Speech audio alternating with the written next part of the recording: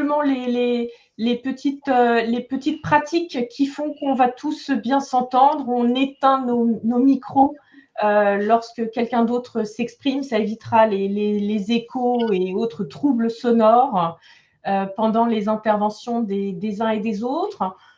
Pour vous présenter un petit peu la séance, Louise Testoferi va prendre la parole et nous expliquer un petit peu l'idée de ce webinaire. Et puis, je ferai une rapide présentation de notre intervenante du jour, Nathalie Goeder. Et puis ensuite, Nathalie, je te laisserai la parole pour le temps que tu détermines toi-même, en sachant que, évidemment, l'idée, c'est qu'on puisse avoir un petit peu le temps de discuter de ce que tu nous as présenté juste après. Voilà, je désactive mon micro. Louise, je te donne la parole. Donc bonsoir, merci à tous d'être présents. Je suis ravie de pouvoir vous présenter brièvement ce webinaire intitulé Histoire du droit 2.0, nouvelles sources, nouveaux supports de diffusion et nouvelles écritures, co-organisé avec Ninon Maillard. Ce soir marque le premier rendez-vous d'un ensemble de 6 interventions qui auront lieu entre janvier et mai 2024. Je tiens d'ailleurs à remercier chaque intervenant qui a accepté de participer. Ce projet est né d'une volonté de créer des rendez-vous, des espaces d'échange autour de plusieurs axes d'intérêt liés aux humanités numériques. La révolution qu'a initiée l'ordinateur, qui a bousculé beaucoup de pratiques en sciences sociales, eh bien, il convient de regarder aujourd'hui comment les historiens, de façon générale, se saisissent des nouvelles possibilités qui leur sont offertes.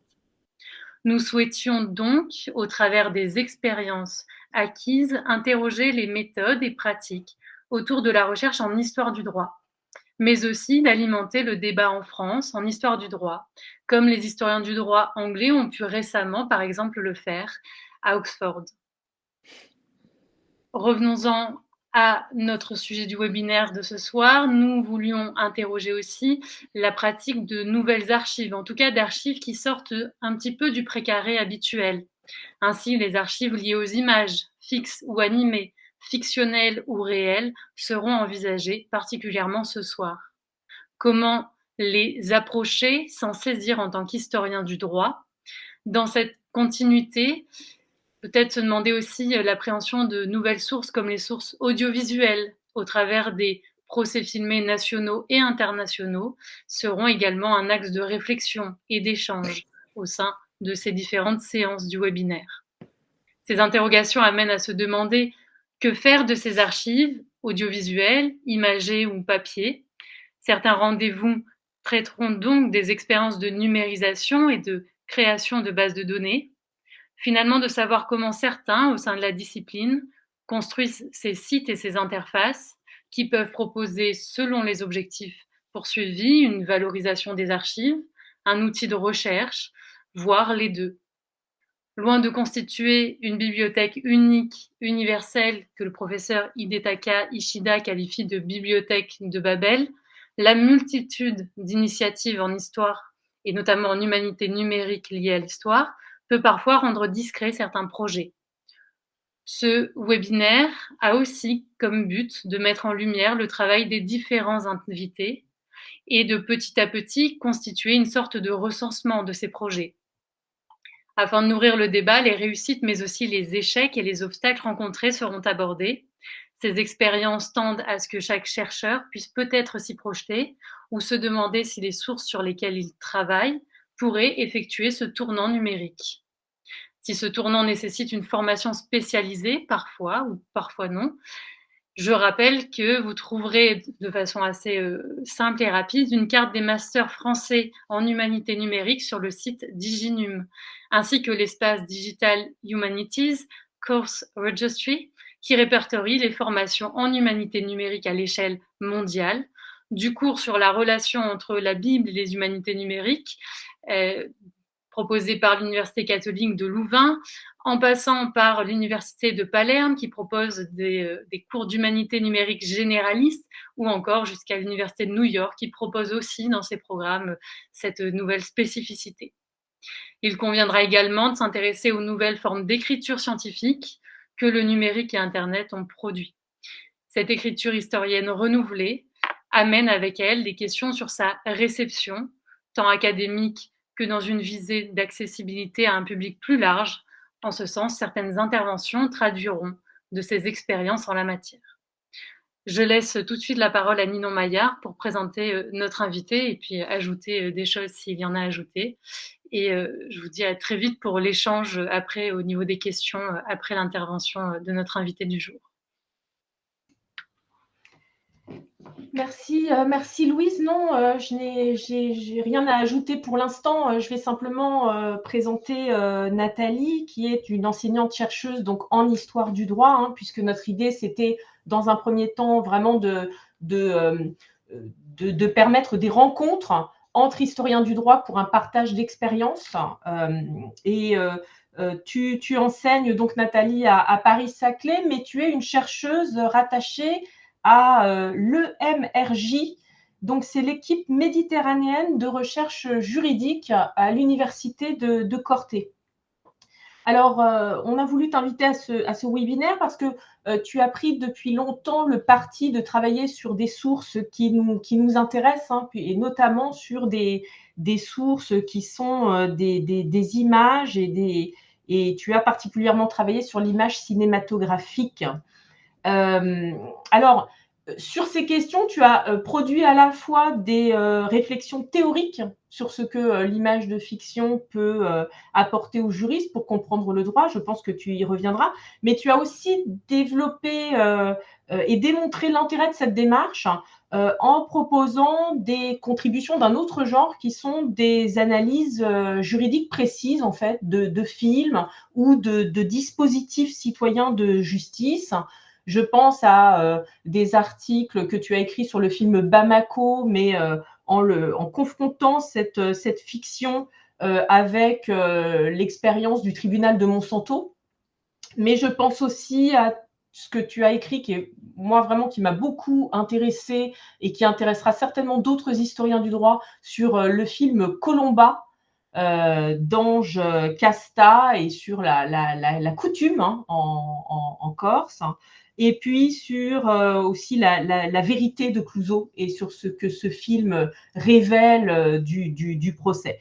Alors, je mettrai en lien pour que les curieux puissent aller lire ces articles. Je mettrai en lien dans le chat l'endroit où on peut trouver ces travaux. Et puis, bon, il y a aussi pas mal de projets auxquels tu as participé qui sortent un petit peu de l'ordinaire. Peut-être que tu en parleras, sinon ça pourra faire l'objet de questions pour ceux que ça intéresse. On entend notamment ta voix dans un film sonore qui s'appelle Rhapsodie juridique, hein, qui a été composé par l'artiste chercheuse Clio Simon. Pour ceux que ça intéresse, vous pourrez poser des questions sur ce projet. Tu as travaillé sur les objets du droit aussi, et le nom du projet que tu animes au sein de la chaire Art et Droit de l'Université de Corté est très parlant, hein, puisque ce projet s'appelle Sensible droit. Donc, je pense que ça résume bien ton travail. Je te laisse la parole pour ta présentation. Je crois que tu as un partage d'écran, tu as des choses à nous montrer. On te dira, on t'indiquera si la technique suit et si tout le monde voit ce que tu veux nous montrer. Je te laisse la parole. Merci beaucoup. Alors, le partage d'écran, c'est tout à l'heure. Donc, on commence doucement. Donc, déjà, je remercie beaucoup Héloïse et Ninon pour cette initiative que je trouve assez passionnante, même si je me sens un peu marginale parce que le numérique, en tant que vieille dame et historienne du droit, c'est un peu loin de mes préoccupations. Mais effectivement, l'image, allez, on va dire que c'est un peu quand même, ça rentre un petit peu dans le thème. Et puis, merci aussi pour le webinaire parce que je trouve que c'est un réel outil de partage. Et je vous le disais, Ninon et Louise, quand on en a parlé un petit peu, pour moi, c'est presque renouer avec une tradition qui est la conversation académique, c'est-à-dire que des chercheurs discutent sans être dans le cadre très circonscrit du colloque, discutent en toute liberté de leurs travaux, échangent. C'est ce qui devrait se faire dans les centres de recherche et qui ne se fait malheureusement plus. On ne prend plus le temps entre chercheurs de parler à la fois de ses recherches en cours, de ses doutes, de ses interrogations et de les échanger avec d'autres. Et je pense que là, c'est vraiment un moyen de se tenir au courant de ce qui se fait, de partager les initiatives des autres chercheurs et de progresser ensemble, parce que en lisant votre programme, il y a plein d'initiatives qui me semblent vraiment super intéressantes. Et alors, merci aussi de les enregistrer, parce que j'avoue que le jeudi, j'ai 6 heures de cours et que j'assisterai peut-être pas en direct à vos travaux futurs, mais en tout cas, je les écouterai avec beaucoup d'intérêt. Et il y a autour de moi des historiens du droit qui sont aussi très intéressés par cette démarche. Donc, merci beaucoup.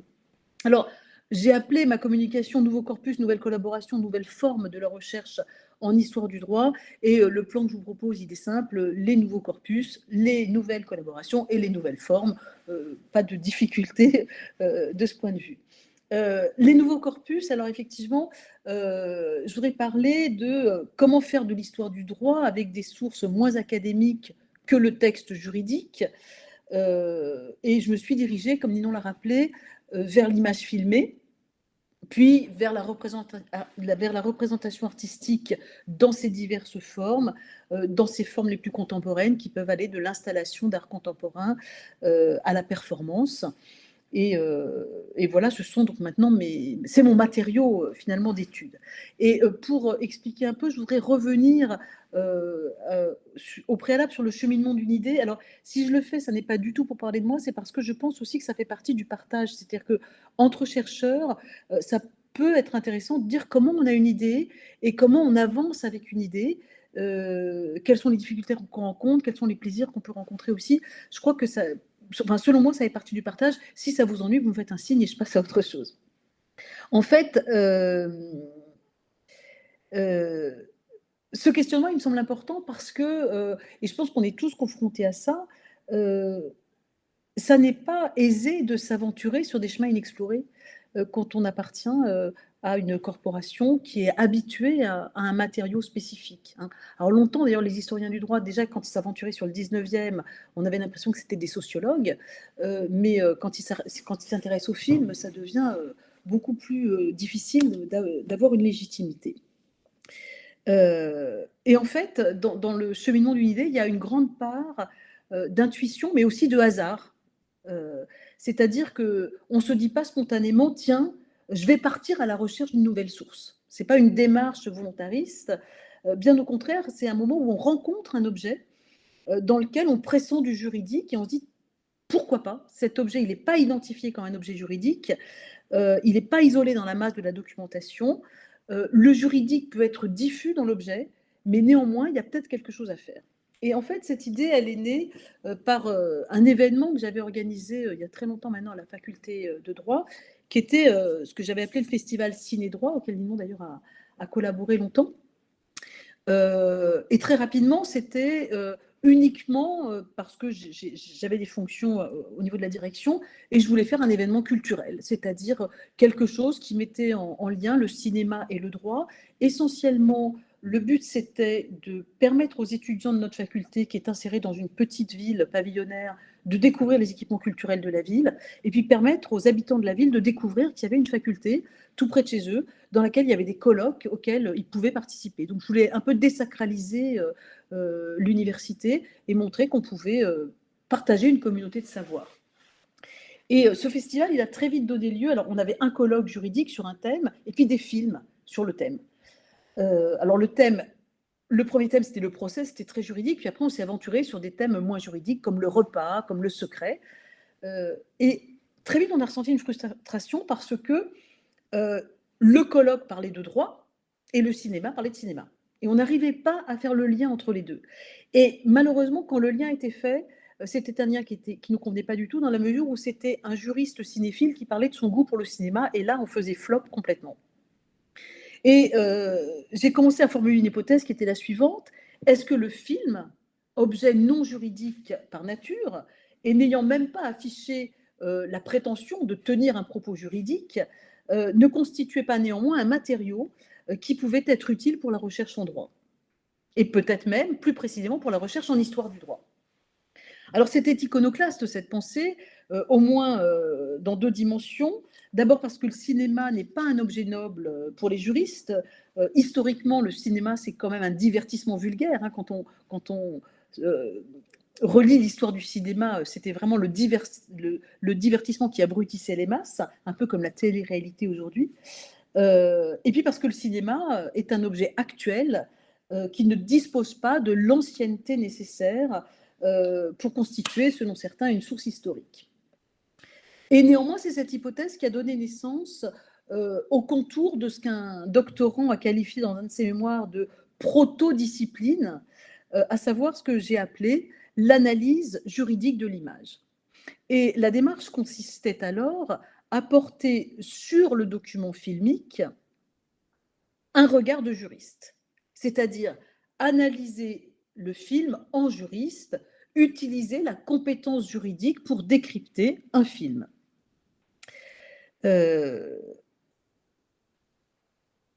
Et pour décrypter, sans doute, le message non écrit porté par le film. Et c'est en ça que la démarche est intéressante, puisque le juriste est habitué aux documents écrits, essentiellement comme base de travail.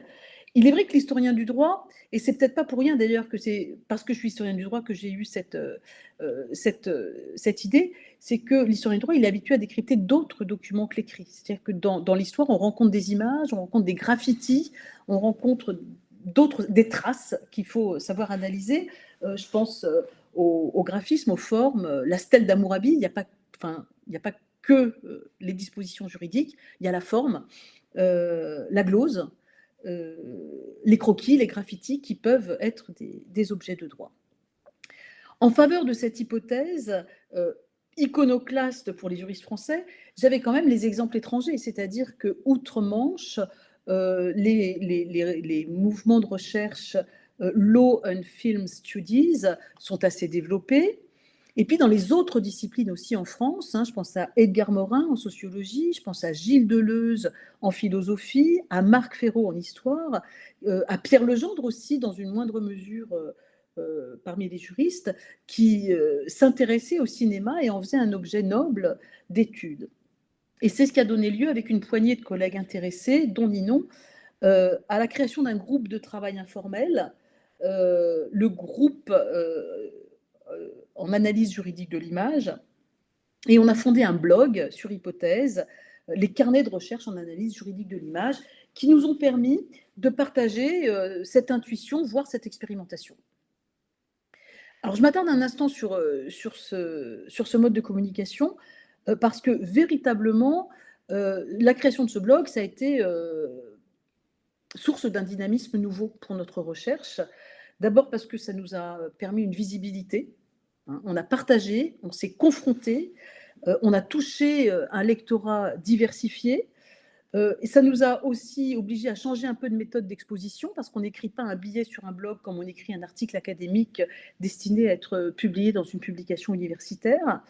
Le blog, par le numérique, quand même, a permis d'illustrer par l'image. Et quand on travaille sur l'image, insérer des images, c'est quand même assez intéressant. Et puis le blog, il est évolutif, il est en devenir, c'est-à-dire qu'on peut corriger un article, on peut l'agrémenter, on peut éventuellement communiquer avec d'autres.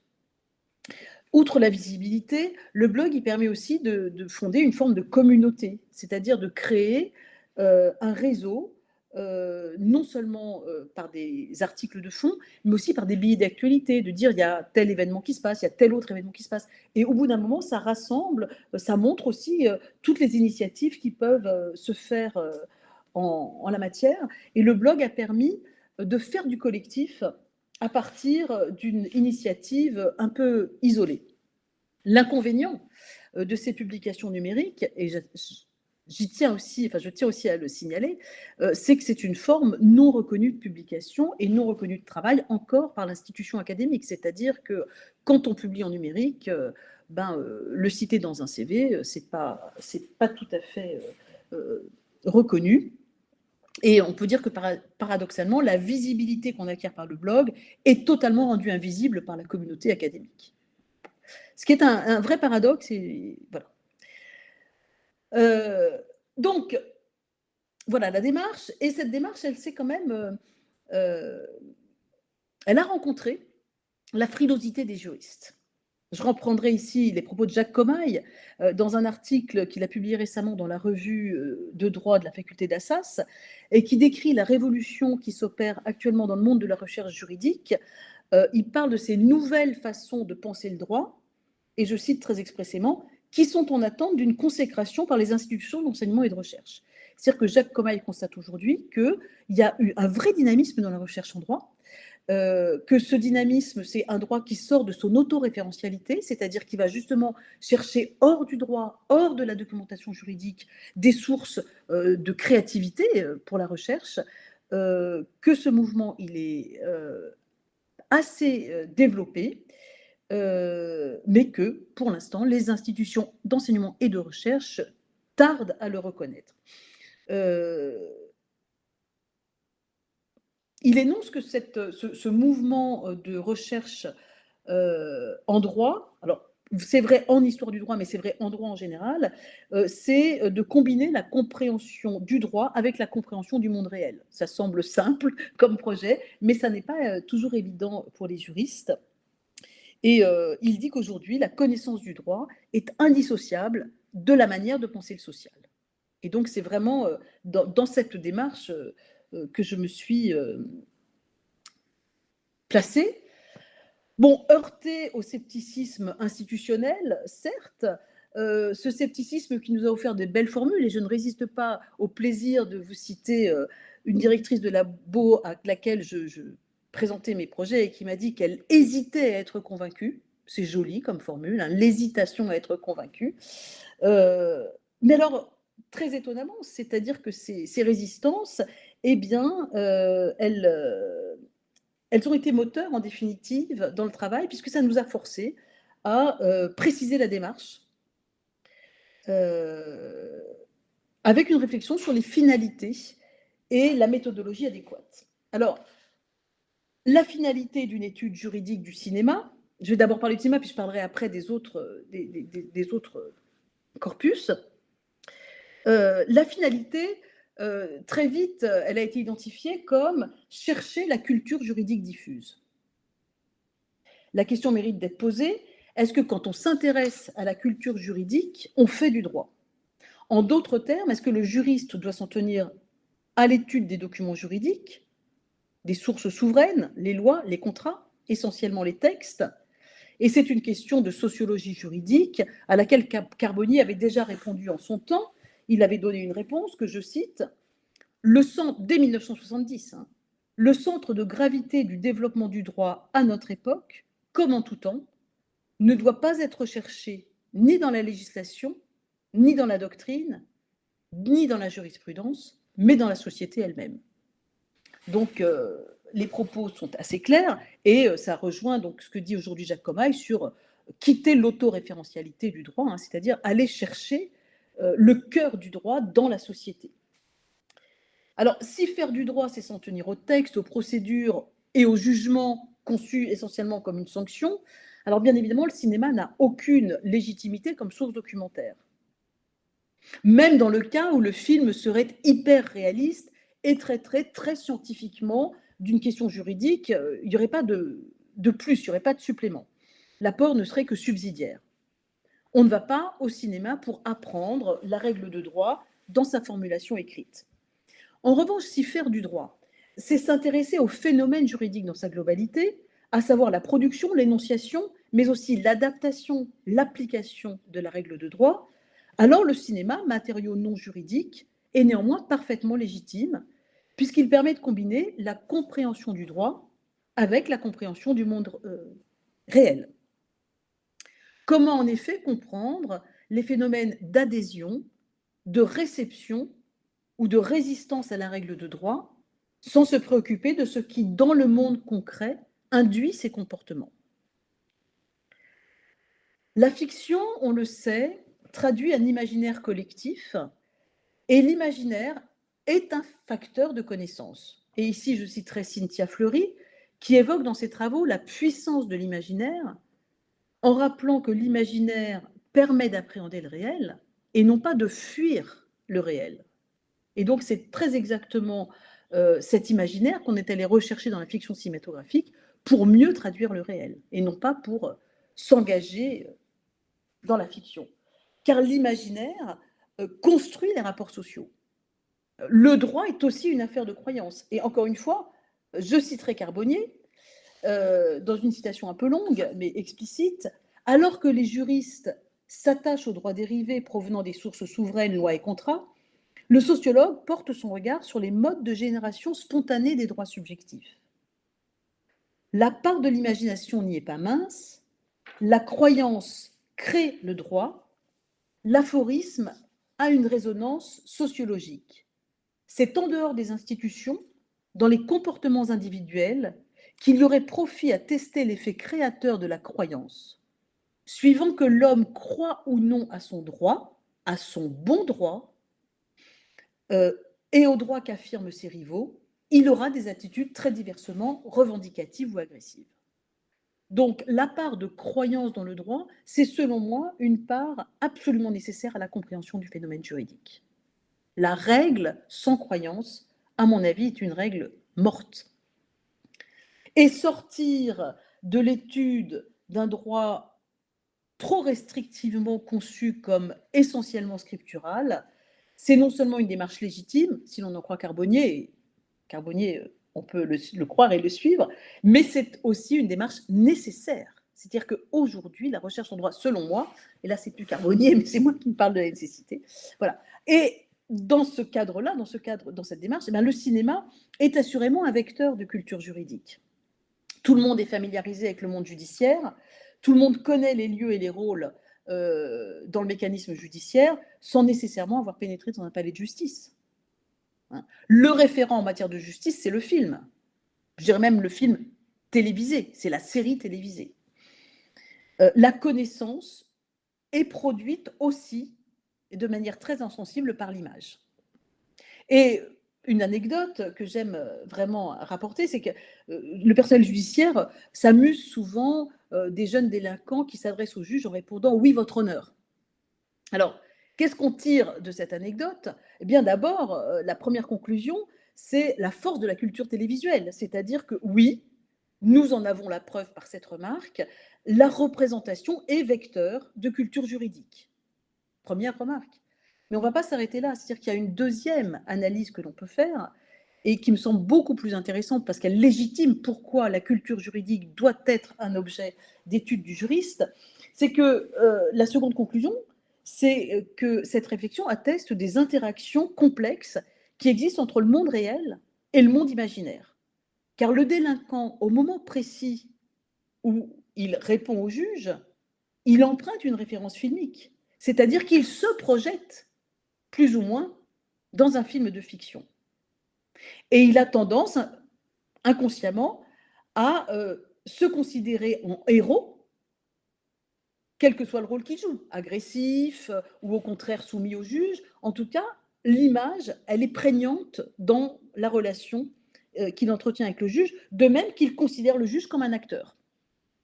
Et cette analyse, si elle était vérifiée, viendrait très fortement biaiser le jeu judiciaire. Et est-ce que le chercheur n'a pas aussi à s'intéresser au jeu judiciaire à travers les représentations?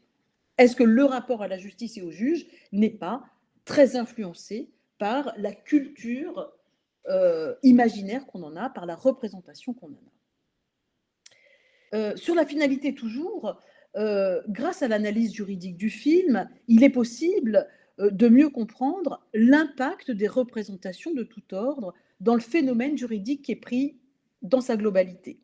Et je voudrais parler ici, par exemple, des violences conjugales. C'est un travail que j'ai mené. Et on sait très bien que depuis les années 2000, notre gouvernement s'est attaché à construire un arsenal juridique très protecteur.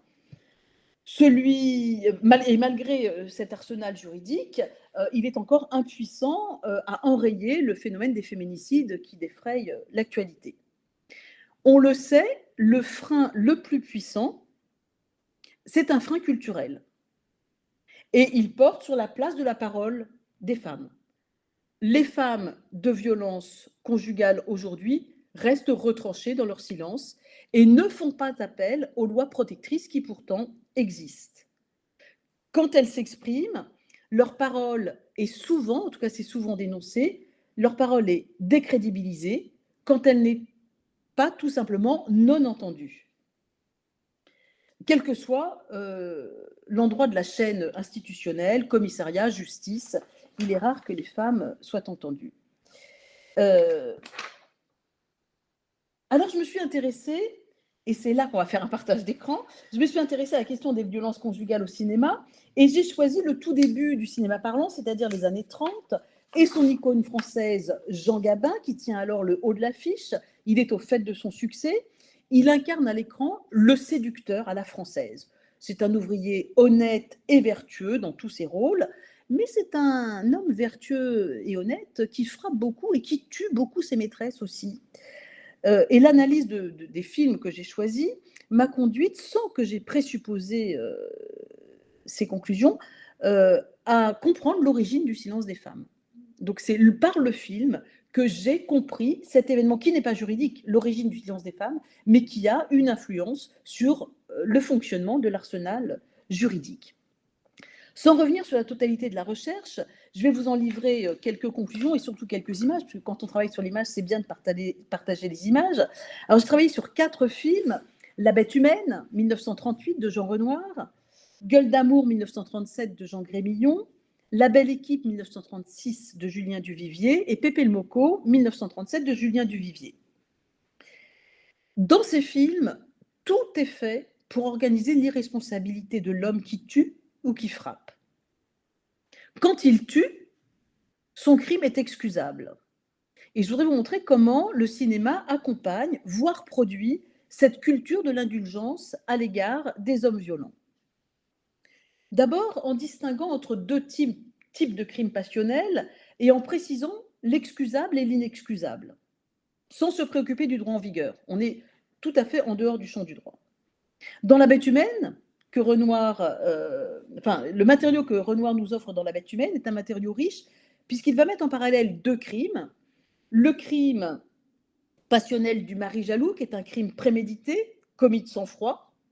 Ce crime n'emporte pas la sympathie, au point que l'on souhaite secrètement que le vrai coupable soit découvert. Parce qu'en fin de compte, on va accuser quelqu'un d'autre que le mari, mais le spectateur trouve que c'est une injustice.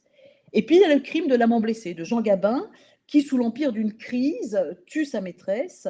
Et ce crime-là, il est excusable. C'est exactement ce que nous dit le compagnon de Jean Gabin quand celui-ci, le matin après avoir tué, arrive dans sa locomotive et dit à son compagnon « je l'ai tué ». Et son compagnon lui dit « écoute, va leur dire, ils vont comprendre ». Le crime passionnel est excusable. Mais surtout, le cinéma va excuser le crime en suscitant l'empathie pour le criminel, et il n'est pas innocent que ces rôles aient été confiés à Jean Gabin. Jean Gabin, qui, je l'ai dit, est toujours, dans les 2 films en question, soit un honnête ouvrier typographe, dans Gueule d'amour, soit un cheminot amoureux de sa locomotive, dans La Bête humaine. C'est un homme droit, courageux, travailleur, sincère, qui n'a pas le profil du délinquant. Jacques Lantier, pas plus que Lucien Bourrache, ne peut être considéré comme un assassin. Et il y a une sorte d'identification qui se produit et qui suscite une secrète bienveillance à l'égard du criminel qui est quand même, avant tout, un amoureux éconduit ou un amoureux trahi. Le public est encore invité à l'indulgence parce que le crime est fondé sur l'existence de sentiments nobles, essentiellement masculins, opposés à la perversité féminine. Le sentiment noble, c'est d'abord l'amour. Je l'ai tué parce que je l'aimais, dit Jean Gabin. On a montré, on peut montrer que c'est moins l'amour que l'honneur qui est en cause dans le crime passionnel, mais je ne vais pas détailler. Mieux encore, l'amitié virile, c'est-à-dire que quand Lucien tue Madeleine, son ancienne maîtresse, c'est pour protéger son ami, dont Madeleine, qui est amoureux de Madeleine, et il veut lui éviter les souffrances qu'il a lui-même endurées. Donc il tue par amitié, et c'est chez son ami qu'il se réfugie, et son ami qui l'aide à fuir. Donc l'amitié virile est une amitié durable, une amitié forte, alors que les relations avec les femmes sont plutôt des relations de trahison. Et le cinéma déplace implicitement, moins dans le discours que par l'image, la responsabilité de l'acte criminel. L'image, en effet, du moins dans ces films, je ne dis pas que c'est toujours vrai, mais on pourrait aller voir plus loin, l'image, en effet, plaide en faveur de l'irresponsabilité du criminel. Au moment de filmer, alors je vais essayer de faire le partage d'écran. En même temps que ça charge, donc au moment de filmer le crime,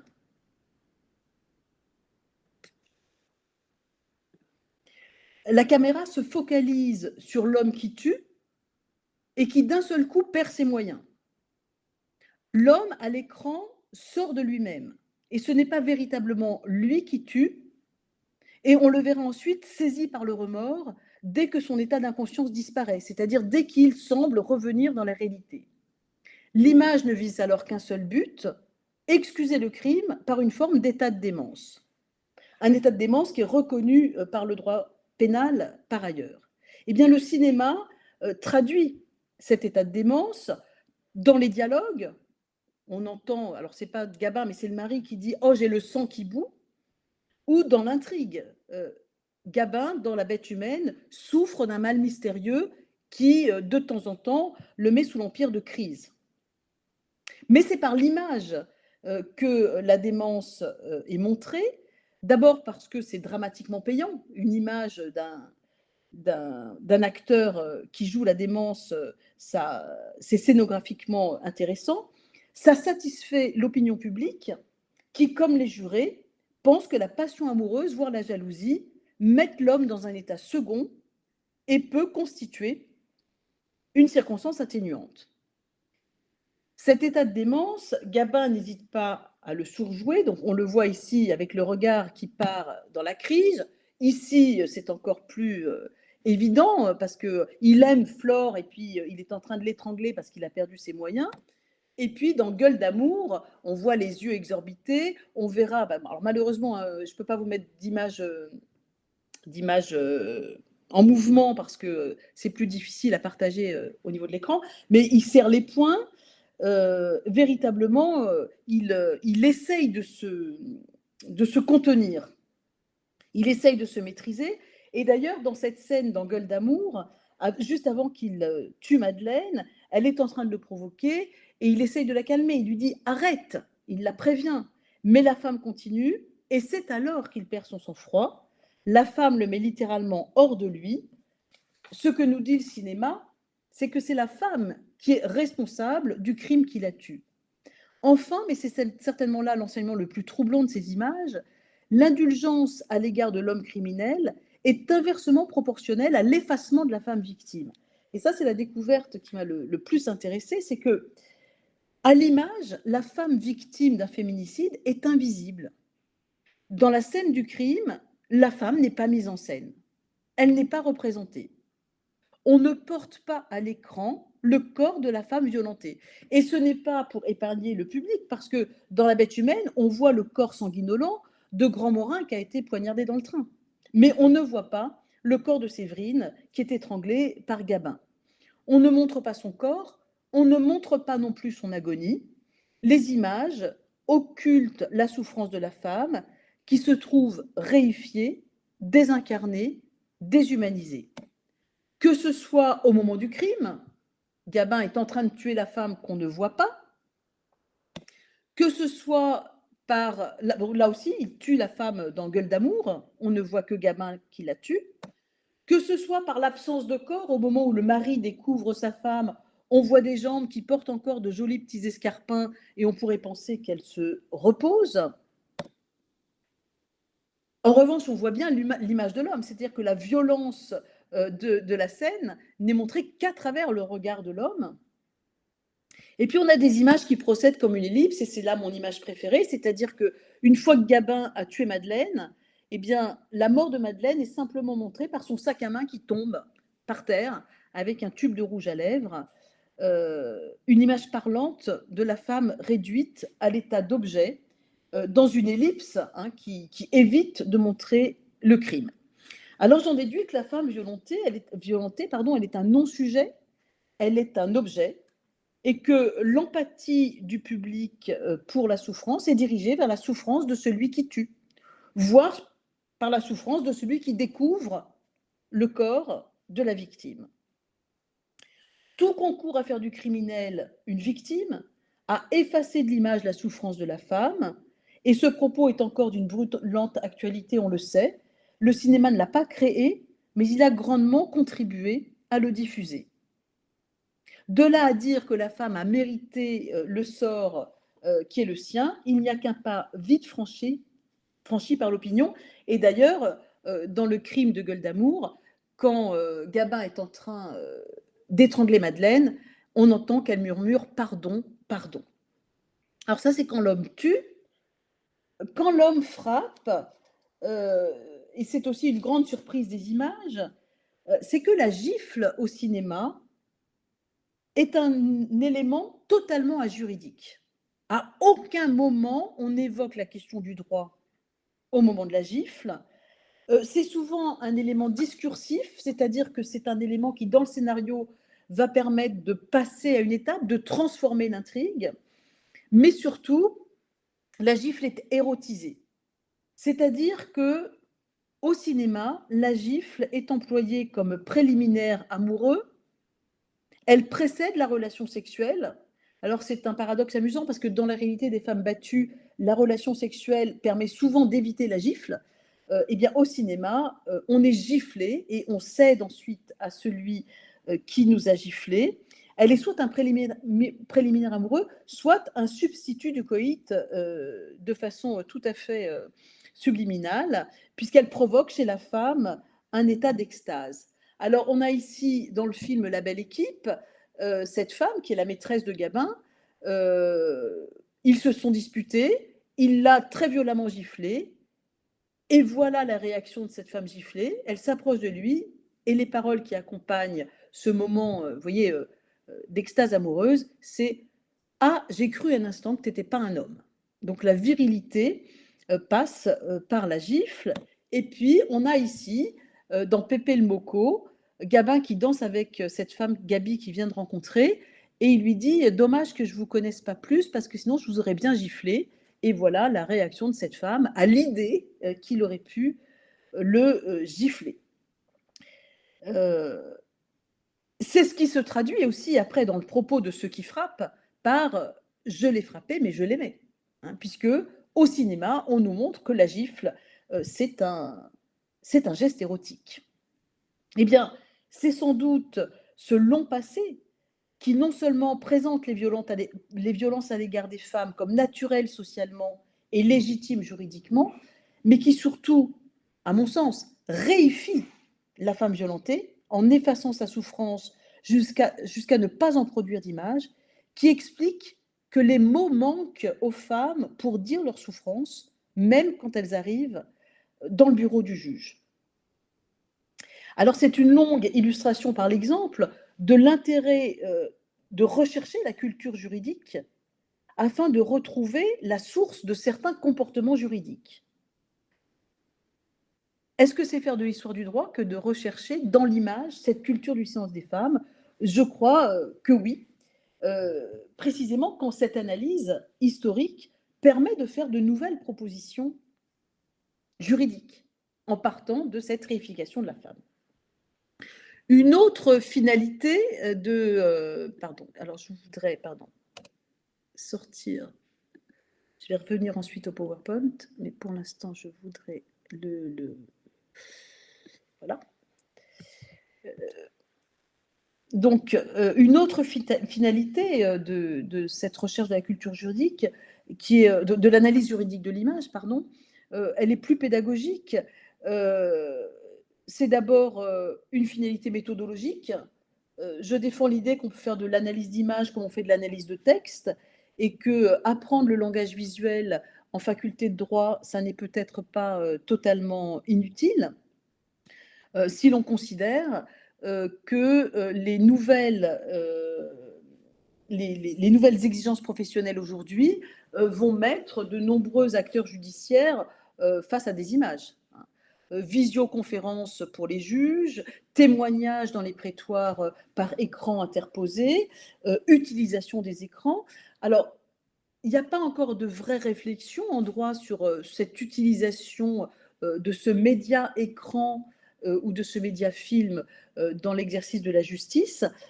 Mais le cinéma nous offre déjà quelques réflexions, et je pense à 2 films, je n'ai pas pris d'image parce que je ne veux pas trop détailler, mais dans La fille au bracelet de Stéphane Dumoustier ou dans L'anatomie d'une chute qui a été primé à Cannes, 2 films de procès parlent des images à l'audience. Le premier de façon très explicite, parce qu'il va décliner tout au long de son film un inventaire des images qui peuvent être projetées dans une salle d'audience et de l'utilisation qui en est faite, pour dénoncer finalement l'utilisation fallacieuse qui incite les acteurs judiciaires à une guerre des images, c'est-à-dire que plutôt que de s'intéresser à des témoignages ou à des faits, on va balancer des images qui suscitent de l'émotion, qui provoquent des chocs, mais qui ne sont pas nécessairement utiles au procès. Et puis le second, dans L'anatomie d'une chute, il propose une réflexion beaucoup plus métaphorique et presque poétique par la médiation de l'enfant aveugle. C'est un enfant aveugle qui assiste au procès, et donc il y a cette espèce de mise en relation entre les images que l'on voit sur l'écran et les images qui peuvent se former dans l'esprit d'un enfant aveugle. Donc, première utilisation utilitariste, la méthodologie. Je ne vais pas détailler, mais je pense que c'était important de le signaler. Et puis, la deuxième, c'est l'image au secours de concepts expliqués par l'image des concepts juridiques abstraits.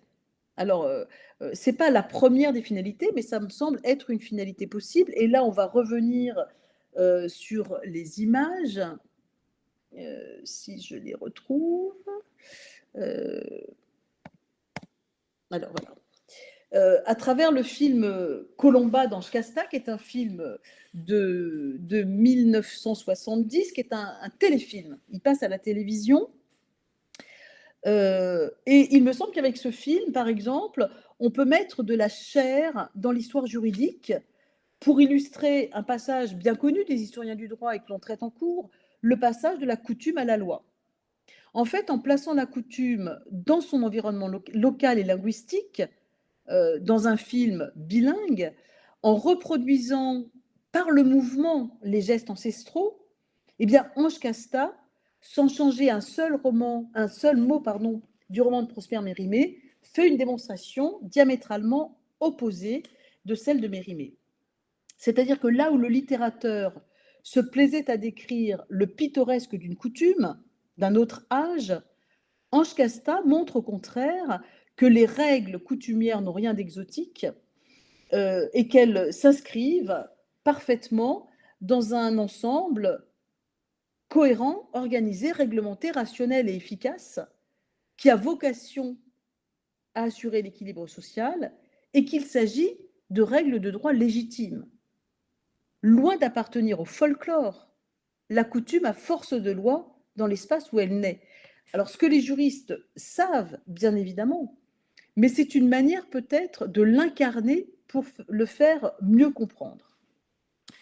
Le procédé scénique qui conduit tout le propos du film consiste à faire coexister à l'écran 2 mondes qui ne se comprennent pas et qui n'adoptent pas les mêmes règles, le monde de la coutume et le monde de la loi. On a par exemple, par les images, Ange Casta va décliner les différents éléments qui constituent une règle en coutume, l'oralité, la territorialité, le temps immémorial et surtout la nécessité. L'oralité, je l'ai dit, c'est cette idée ingénieuse du bilinguisme, puisque Ange Casta va montrer par le film que les populations locales ne parlent que la langue locale et que ce sont les autorités administratives, les pouvoirs publics qui parlent la langue française. Et qu'il y a une césure linguistique qui fait que, déjà, on sépare 2 mondes.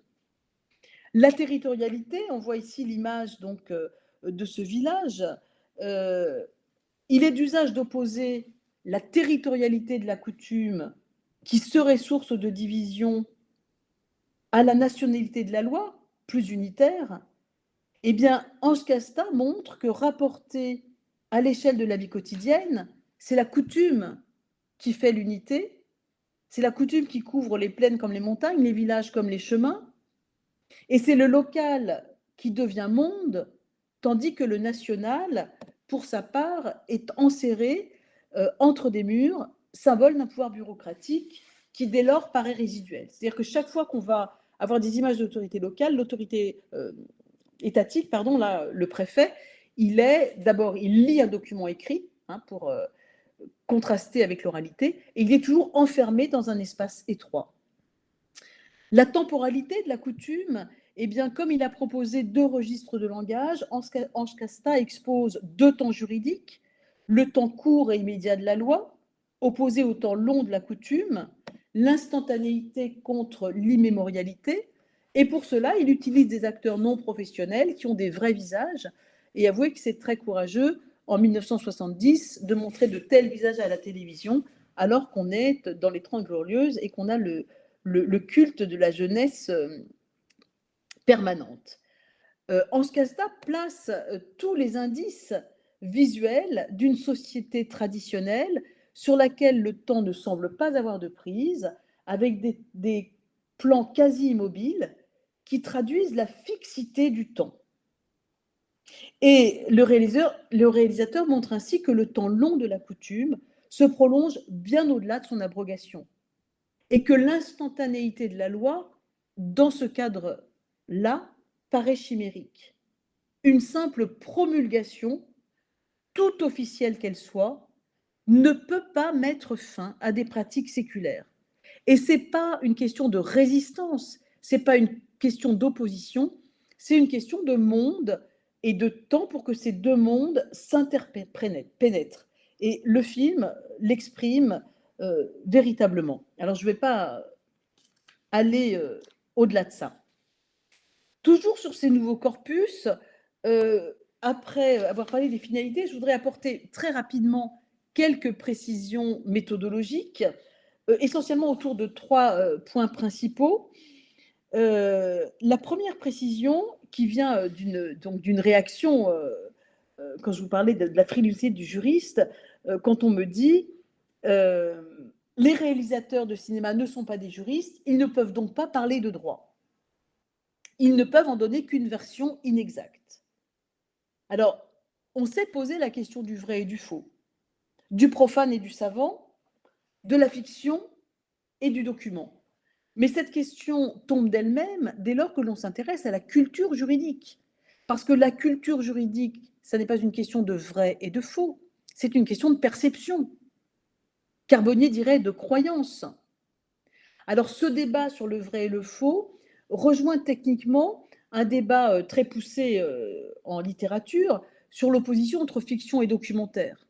Et aujourd'hui, on sait parfaitement qu'on ne peut pas dire que le documentaire dit le vrai et que la fiction dit le faux. On ne peut pas se satisfaire d'une telle distinction. On sait aujourd'hui qu'il peut y avoir plus de subjectivité dans un documentaire que dans une fiction. Il peut y avoir plus de vrai dans la fiction. Et j'aurai 2 exemples. L'exemple de 2 séries qu'on trouve sur Canal+, que j'ai trouvé pour ma part extraordinaire et que je vous invite à regarder, qui sont à propos de l'affaire Staircase. Alors, on a un premier film qui est un documentaire fait par Xavier de Lestrade et qui filme au jour le jour le procès d'un écrivain qui est accusé d'avoir assassiné son épouse, qui a été retrouvée morte au pied d'un escalier. Il lui dit qu'elle est tombée et on l'accuse du crime. Xavier de Lestrade, au départ, il va faire un petit documentaire et il va finalement être entraîné sur une aventure de 13 ans parce que ce procès a de très nombreux rebondissements. Et je peux vous assurer que quand vous regardez cette série documentaire, ça vaut les meilleures fictions. C'est-à-dire qu'il y a des rebondissements qu'aucun réalisateur de fiction n'aurait osé introduire dans son film. Et puis, à l'issue de ce documentaire, il y a un réalisateur qui s'empare de l'affaire pour faire une fiction. Il va donc embaucher des acteurs professionnels et il va tourner l'affaire. Et on se rend compte en définitive que le réalisateur de fiction a plus de liberté que le réalisateur de documentaire pour dire la vérité. Pourquoi ? Parce que le réalisateur de documentaire, tant que le procès a lieu, il y a plein de choses qu'il ne peut pas dire. C'est-à-dire qu'il filme en temps réel la vérité des réunions, mais il y a plein de choses qu'il ne dit pas parce qu'il ne peut pas porter préjudice au héros de son film. Le réalisateur de fiction, il est beaucoup plus libre et il va apporter beaucoup plus d'informations que le documentaire sur la réalité de l'affaire. Alors c'est tout à fait incroyable. Et ça vaut le coup de comparer les deux, puisqu'on voit qu'un documentaire, finalement, nous dit plus de choses, qu'une fiction nous dit plus de choses vraies que ne nous le dit le documentaire. Et puis, je renverrai aussi aux travaux de Ninon sur Les invités de mon père, qui a été un des premiers des travaux produits, où Ninon montre que dans certains films de fiction, on peut volontairement introduire du faux, mais que ce faux, il est vraisemblable, et que parce qu'il est vraisemblable, il apporte des connaissances juridiques intéressantes sur comment le public perçoit le droit. Pourquoi un réalisateur montre du faux? Ce n'est pas parce qu'il ne sait pas. Bien souvent, le réalisateur, il a des conseillers juridiques. Mais en faisant le choix de montrer du faux, il nous dit quelque chose de notre système juridique. C'est-à-dire qu'il nous dit ce que nous ne voulons pas entendre et ce que nous percevons. Et donc, s'intéresser à la culture juridique, c'est aussi s'intéresser à pourquoi du faux, pourquoi du vrai. Mais ça n'est pas intéressant de se dire ça c'est faux, ça c'est vrai. Ça c'est la pensée positiviste qui rechercherait est-ce que le droit dans le film est juste. Ça ne nous amène pas à grand-chose. En fait, dès lors que l'on s'intéresse à la culture juridique, on s'intéresse à la perception sociale que l'on peut saisir précisément à travers des représentations imaginaires. Donc, premier point méthodologique, s'émanciper de la question du droit et du faux. Deuxième question méthodologique, ne pas rechercher l'intention de l'artiste. C'est une question qui se pose en art, dans le domaine de l'art, mais ici encore, elle n'est pas essentielle parce que, bien sûr, on ne peut pas savoir ce que l'artiste voulait. Et finalement, j'ai envie de dire, on s'en moque, puisque, encore une fois, ce qui nous intéresse, c'est la perception sociale que peut avoir le public de quelque chose. Elle peut être un élément d'analyse. Quand on la connaît, pourquoi pas, mais ça n'est pas l'élément le plus déterminant. En fait, à force de travailler sur l'image, j'ai appris et j'ai admis que les images pensent par elles-mêmes. C'est-à-dire que peu importe l'intention de l'artiste, l'image porte un message. Et que ce message traduit une pensée qui n'est pas la pensée de l'artiste, pas nécessairement. Alors, j'ai eu beaucoup de mal à comprendre ce postulat qui est défendu par Daniel Arras en particulier, mais par l'expérience, on se rend compte que oui, l'image nous dispense un discours autonome qui n'est pas celui de l'artiste. Et je voudrais raconter une anecdote que j'ai rencontrée avec Abderrahmane Sissako et que je vais illustrer aussi par l'image. Donc, c'était un travail que je faisais sur les allégories de justice. Dans le film Bamako, je considère, et je ne vais pas expliquer tout le processus, que Mélé, cette femme que vous voyez à l'écran, est un personnage du film qui est finalement une allégorie de justice. Pourquoi ?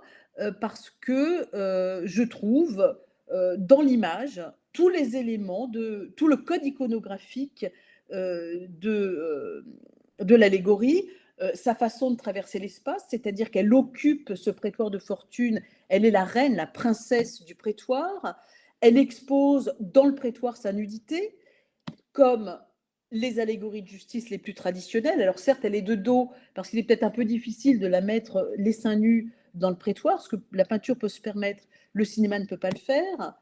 Et puis, Mélé, on le voit ici, dénue de son genou, parce qu'elle est en train de se passer de la crème après le bain, et les allégories de justice ont souvent un genou dénudé, parce que le genou dénudé, dans le code iconographique, signifie la demande de grâce. C'est-à-dire que c'est une invitation à la grâce. Donc, on voit que tous les codes sont repris. Et donc, je me permets d'interroger Abderrahmane Sissako en lui disant « Est-ce que vous avez voulu faire de Mélé une allégorie de justice ?» Et j'ai adoré la réponse d'Abderrahmane Sissako qui me dit « Qu'est-ce que c'est qu'une allégorie ?» Alors, j'en déduis qu'il y a un imaginaire de l'artiste qui est formé par les allégories, c'est-à-dire que cet invariant culturel qui représente la justice, il en a repris les codes inconsciemment sans le savoir. Il n'a pas voulu faire une allégorie, mais néanmoins, il a produit une allégorie. Et le message l'enseignement que l'on peut tirer, c'est que en matière de symbolique judiciaire, il existe un fond qui est un invariant culturel qui ensuite est décliné par chaque artiste à sa manière. Le troisième point, c'est qu'il faut se laisser guider par l'image. Et ça, c'est un point très important, c'est-à-dire que quand on fait de l'analyse juridique, on ne va pas chercher dans l'image la confirmation d'un propos juridique. Ce qui peut être concevable dans une démarche pédagogique, c'est-à-dire qu'on a besoin de montrer à un étudiant ce que c'est que les Nations Unies ou le Conseil de l'Europe, on va pouvoir chercher des images. Ça peut être intéressant, mais ça n'est pas ce que j'appelle l'analyse juridique de l'image. L'analyse juridique de l'image suppose de se laisser séduire, surprendre par l'image et de l'analyser. Et là, je vais vous parler d'un petit exercice parce que je le trouve extrêmement parlant. Toujours dans ce travail sur les allégories, en fait, je regarde un film sans y chercher du tout les allégories et je vois cette image. On est dans le film La plus belle soirée de ma vie d'Ettore Scola. Alors, c'est un film complètement loufoque de 4 magistrats qui habitent un vieux château médiéval et qui s'ennuient terriblement au point que tous les soirs, ils s'amusent à faire des procès. Souvent le procès de Jésus, de Jeanne d'Arc, voilà, c'est leur divertissement. Et puis ce soir-là, il y a un voyageur qui est tombé en panne, qui va loger au château, et ils disent tiens, si vous voulez bien jouer avec nous, on va faire votre procès. Et on a un tribunal totalement loufoque dans une bibliothèque. Avant de passer dans le tribunal, avant le jugement, il y a un dîner pantagruélique au cours duquel on interroge l'invité pour, à partir de l'accusé, essayer de trouver un crime. C'est-à-dire qu'on est dans une inversion de la justice. Ce n'est pas un crime qui nous pousse à chercher un accusé. On a un accusé potentiel et puis on va chercher dans les éléments de sa vie de quoi on pourrait bien l'accuser. Une fois qu'il est passé à table, il va être jugé dans le prétoire et c'est la fin du repas et la soubrette apporte le dessert dans le tribunal et vous voyez à l'image donc un dôme de crème fouettée dans lequel est planté un glaive qui porte une balance et sur le pommeau du glaive, l'inscription c'est Justitia. Et quand je vois cette image, j'y vois évidemment une représentation de Dame Justice, la femme à la balance. Image qui se confirme quand cette même soubrette prend place tout à fait au fond du prétoire, en face du juge, dans une immobilité picturale. On a là encore véritablement une allusion qui est faite à une allégorie de justice. Et à partir de cette image, je me dis, tiens, est-ce que Simonetta la soubrette serait une allégorie de justice? Et je recherche dans l'ensemble du film, je retrouve la nudité. Première image de Simonetta, on la découvre nue. Une nudité qui va jusqu'à la sexualisation. Et vous savez que dans le code iconographique de Dame Justice, elle est parfois une courtisane et parfois même une prostituée. Sexualisation parfaitement explicite quand les juges et les avocats se permettent de s'emparer de son corps. Outre la nudité, là c'est le juge qui est en train de regarder des revues pornographiques. Outre la nudité, le regard qui peut être associé au bandeau. Et là c'est encore plus explicite parce qu'elle a les yeux bandés. Et puis la dualité de la justice, alors ça c'est une ancienne gravure qui montre les deux faces de la justice, la bonne justice et la mauvaise justice. La justice bienveillante et la justice qui condamne et qui punit, eh bien, on a exactement cette même dualité puisque on a la soubrette bienveillante, blonde et douce, la motarde très érotisée aussi, qui est une femme qui va conduire l'accusé à sa mort, donc qui est punitive, et on se rend compte que ce n'est que la même personne. La motarde et la soubrette sont les deux faces opposées de la même personne.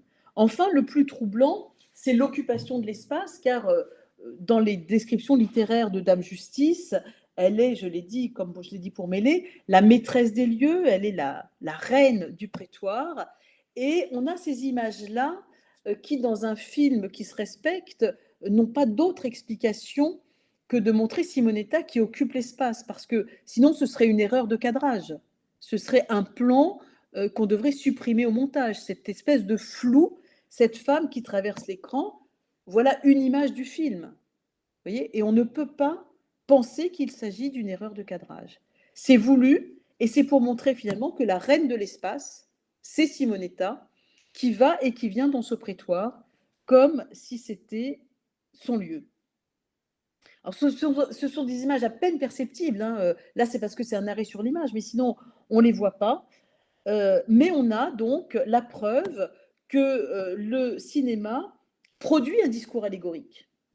Et contrairement à ce que je pensais au début, quand j'ai cherché une allégorie au cinéma, je me suis dit, l'allégorie étant la représentation incarnée d'un concept abstrait, je vais trouver au cinéma l'aboutissement de cette représentation, puisqu'il y a non seulement l'incarnation, mais il y a le mouvement et la parole. Et en fait, contrairement à mon présupposé, je me suis rendu compte que tout au contraire, l'allégorie de cinéma se distingue totalement de l'allégorie picturale. Elle ne pousse pas le processus d'incarnation plus loin que la peinture. Elle emploie une autre plastique, c'est-à-dire que l'allégorie de cinéma, contrairement à l'allégorie picturale qui recentre dans un même objet, la peinture, tous les codes de l'allégorie, eh bien, le cinéma diffuse tout au long du film plein de petits indices qu'il va falloir rassembler pour constituer une allégorie. Alors, est-ce que cela fait progresser la recherche? C'est une question qu'on peut se poser et qui est légitime. Je dirais oui, modestement, pas modestement pour moi, mais modestement pour la recherche. C'est-à-dire que les allégories de cinéma appartiennent à un domaine de la recherche qui est la symbolique judiciaire. Et que réfléchir sur la symbolique judiciaire aujourd'hui, sur les formes différentes de la symbolique judiciaire, ça n'est pas inutile dans la recherche en droit. Ou encore, Ninon a parlé tout à l'heure de La vérité de Clouzot, aussi un film que je vous incite à voir ou à revoir. Eh bien, La vérité de Clouzot évoque par l'image, mais je ne vais pas le détailler, la narrativité du procès. Il montre que le prétoire est un espace de fiction, qu'au tribunal, on a une multitude de récits qui se forgent et que finalement, on crée de la fiction dans le tribunal et on ne crée pas la vérité. Et que la vérité judiciaire, c'est la mise en récit d'une fiction. Et après avoir vu le film de Clouzot et après avoir compris par l'image le processus narratif de l'audience judiciaire, eh bien, je ne pourrais plus jamais considérer le procès de la même manière. C'est-à-dire que c'est par ce film que j'ai compris la narrativité du procès. Alors, il résulte de tout cela que, quel qu'en soit le genre, quel qu'en soit le thème, le cinéma peut constituer véritablement un objet d'étude. C'est-à-dire qu'une comédie, un film de science-fiction, un documentaire, peu importe, dès lors que c'est l'image qui compte. Le deuxième temps de la démonstration, c'est les nouvelles collaborations. Je vais aller un peu vite parce que je voudrais aussi pas monopoliser la parole et puis peut-être parler. Alors, les nouvelles collaborations, en fait, c'est la collaboration avec des artistes. Alors, je ne sais pas si vous me voyez à l'écran. Est-ce que je vais peut-être arrêter? Non, je vais laisser, parce que j'ai encore deux petites images qui ne sont pas très importantes, mais la collaboration avec des artistes, d'abord parce que c'est parti aussi d'un constat que de très nombreux artistes s'intéressent au droit et utilisent des dispositifs juridiques, des concepts juridiques, des affaires juridiques pour leurs œuvres artistiques, et que ces artistes sont tellement nombreux que ça n'est plus un phénomène de mode. C'est un vrai phénomène social et que le juriste doit aussi s'intéresser à la façon dont l'artiste, qui se veut ingénieur du social, s'empare du droit. Et c'est ce qui m'a conduit à m'intéresser dans le programme Sensible Droit à la part de sensible qui existe dans le droit. Et que pour m'approcher du sensible, j'ai trouvé qu'il n'y avait rien de mieux que de travailler avec des artistes. Alors, La méthode, elle est particulière, c'est-à-dire qu'il ne s'agit plus, comme je l'ai fait pour le cinéma, d'analyser une œuvre artistique, mais il s'agit bien au contraire de travailler de concert avec des artistes pour ensemble mélanger les concepts et trouver un autre moyen d'aborder le droit et un autre discours sur le droit. Le défi du programme Sensible Droit, c'est d'essayer de retrouver le sensible dans le phénomène juridique en constatant que tout a été fait pour l'écarter. C'est-à-dire que le récit dominant de notre pensée occidentale et moniste a fait du droit un objet rationnel, écrit, sûr et certain, et on a écarté tout ce qui était la dimension du sensible. Or, d'un point de vue très pragmatique, n'importe qui rentre dans un palais de justice ressent des choses qui vont induire son rapport au droit. Qu'est-ce qu'on ressent quand on lit un contrat en toute petite écriture et qu'on doit le signer et qu'on ne comprend pas les termes? Qu'est-ce qu'on ressent quand on va chez un avocat? Qu'est-ce qu'on ressent dans toutes les situations juridiques possibles? Le défi qui est un vrai défi d'historien du droit, c'est comment trouver les traces du sensible, puisque précisément, il n'en a pas laissé. Ou du moins, elles ont été effacées. S'il y a des traces, elles ont été effacées, écartées. Eh bien, le meilleur moyen de retrouver le sensible, c'est de collaborer avec des artistes. Et l'objectif du programme Sensible Droit, c'est de renouer avec la dimension symbolique, magique, sensorielle et émotive du droit. Et c'est ce qui a donné lieu à un travail expérimental mené avec des artistes dans une démarche transdisciplinaire. J'en parlerai éventuellement plus, mais je vous la présente donc dans le PowerPoint. À peine. Donc, un premier travail dans le cadre du programme Sensible Droit sur les objets et le droit, où on a recherché dans les collections muséales s'il y avait des objets qui figuraient dans les collections au simple titre d'objets d'art et tradition populaire, et dans lesquels on pouvait retrouver au contraire un objet qui intervenait dans des rituels juridiques ou qui avait une portée juridique. Alors, je ne vais pas développer, mais on pourra le développer tout à l'heure. On a un autre atelier dans le cadre de ce programme, prochainement le 5 février, sur l'art, le droit et l'espace extra-atmosphérique, où un artiste a créé un jeu sur l'espace interstellaire et qui met en œuvre le droit. Alors, je ne peux pas vous en dire plus parce que je ne sais pas quel est ce programme exactement, mais on va collaborer avec un artiste sur comment le droit a inspiré une œuvre artistique et comment l'art peut aussi peut-être inspirer le droit.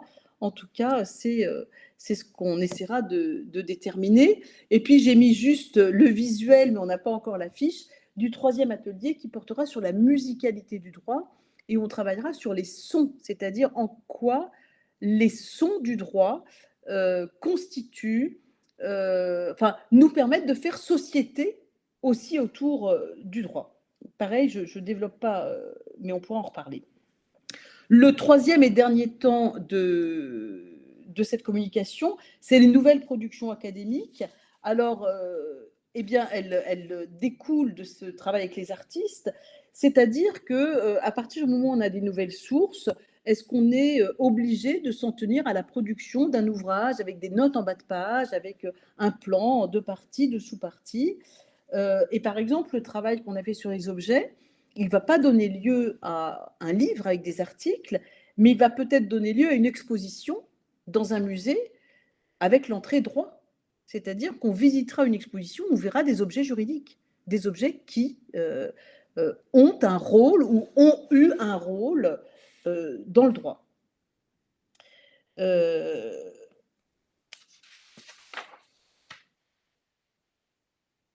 Concernant la musicalité du droit, eh bien, on fera sans doute pas un livre non plus, mais peut-être un concert.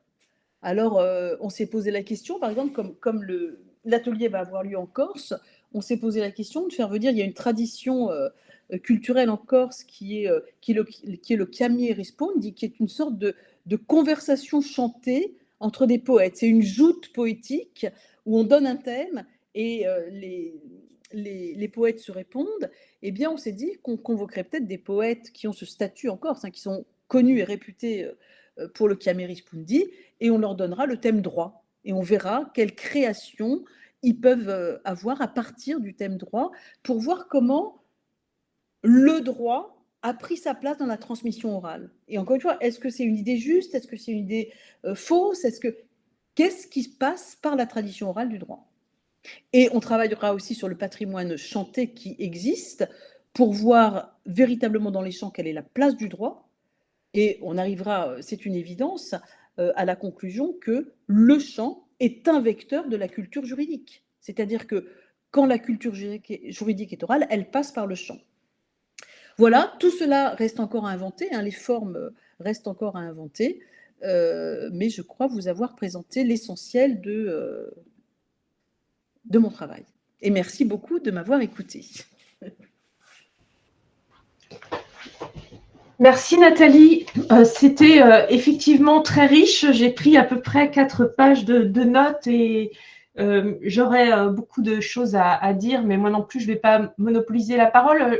Je rebondis simplement sur ce que tu disais du travail de Xavier de Lestrade. J'ai l'impression que il a certainement tenu compte de son expérience en tournant Staircase, puisque quand il a traité l'affaire Courgeot, il a fait un mélange assez et qui demande beaucoup d'attention, hein, du spectateur, un mélange entre images de fiction, images documentaires et interviews des acteurs, hein, et il a, c'est en fait, ce que je veux te dire, c'est que c'est ce mélange de fiction et d'images documentaires qui lui a permis de rendre compte, et là je te rejoins tout à fait, de rendre compte de la pleine réalité du moment judiciaire. C'est-à-dire que sans la fiction, et il l'a dit lui-même, hein, sans le recours à la fiction, il n'aurait jamais pu écrire une véritable histoire de cette affaire. Et donc là, bon, tu sais. Et alors, si je peux me permettre, je vais aller un peu plus loin, c'est-à-dire qu'en quoi c'est extrêmement important, c'est qu'aujourd'hui, avec cette loi Moretti qui propose de filmer les audiences pour restaurer la confiance dans la justice, on va vers un appauvrissement de la réalité de la justice, précisément parce qu'on va croire que ce qui est filmé à l'audience nous donne l'image réelle de la justice, alors que justement, c'est dans la fiction, c'est dans tout ce qu'il y a autour qu'on aura l'image réelle.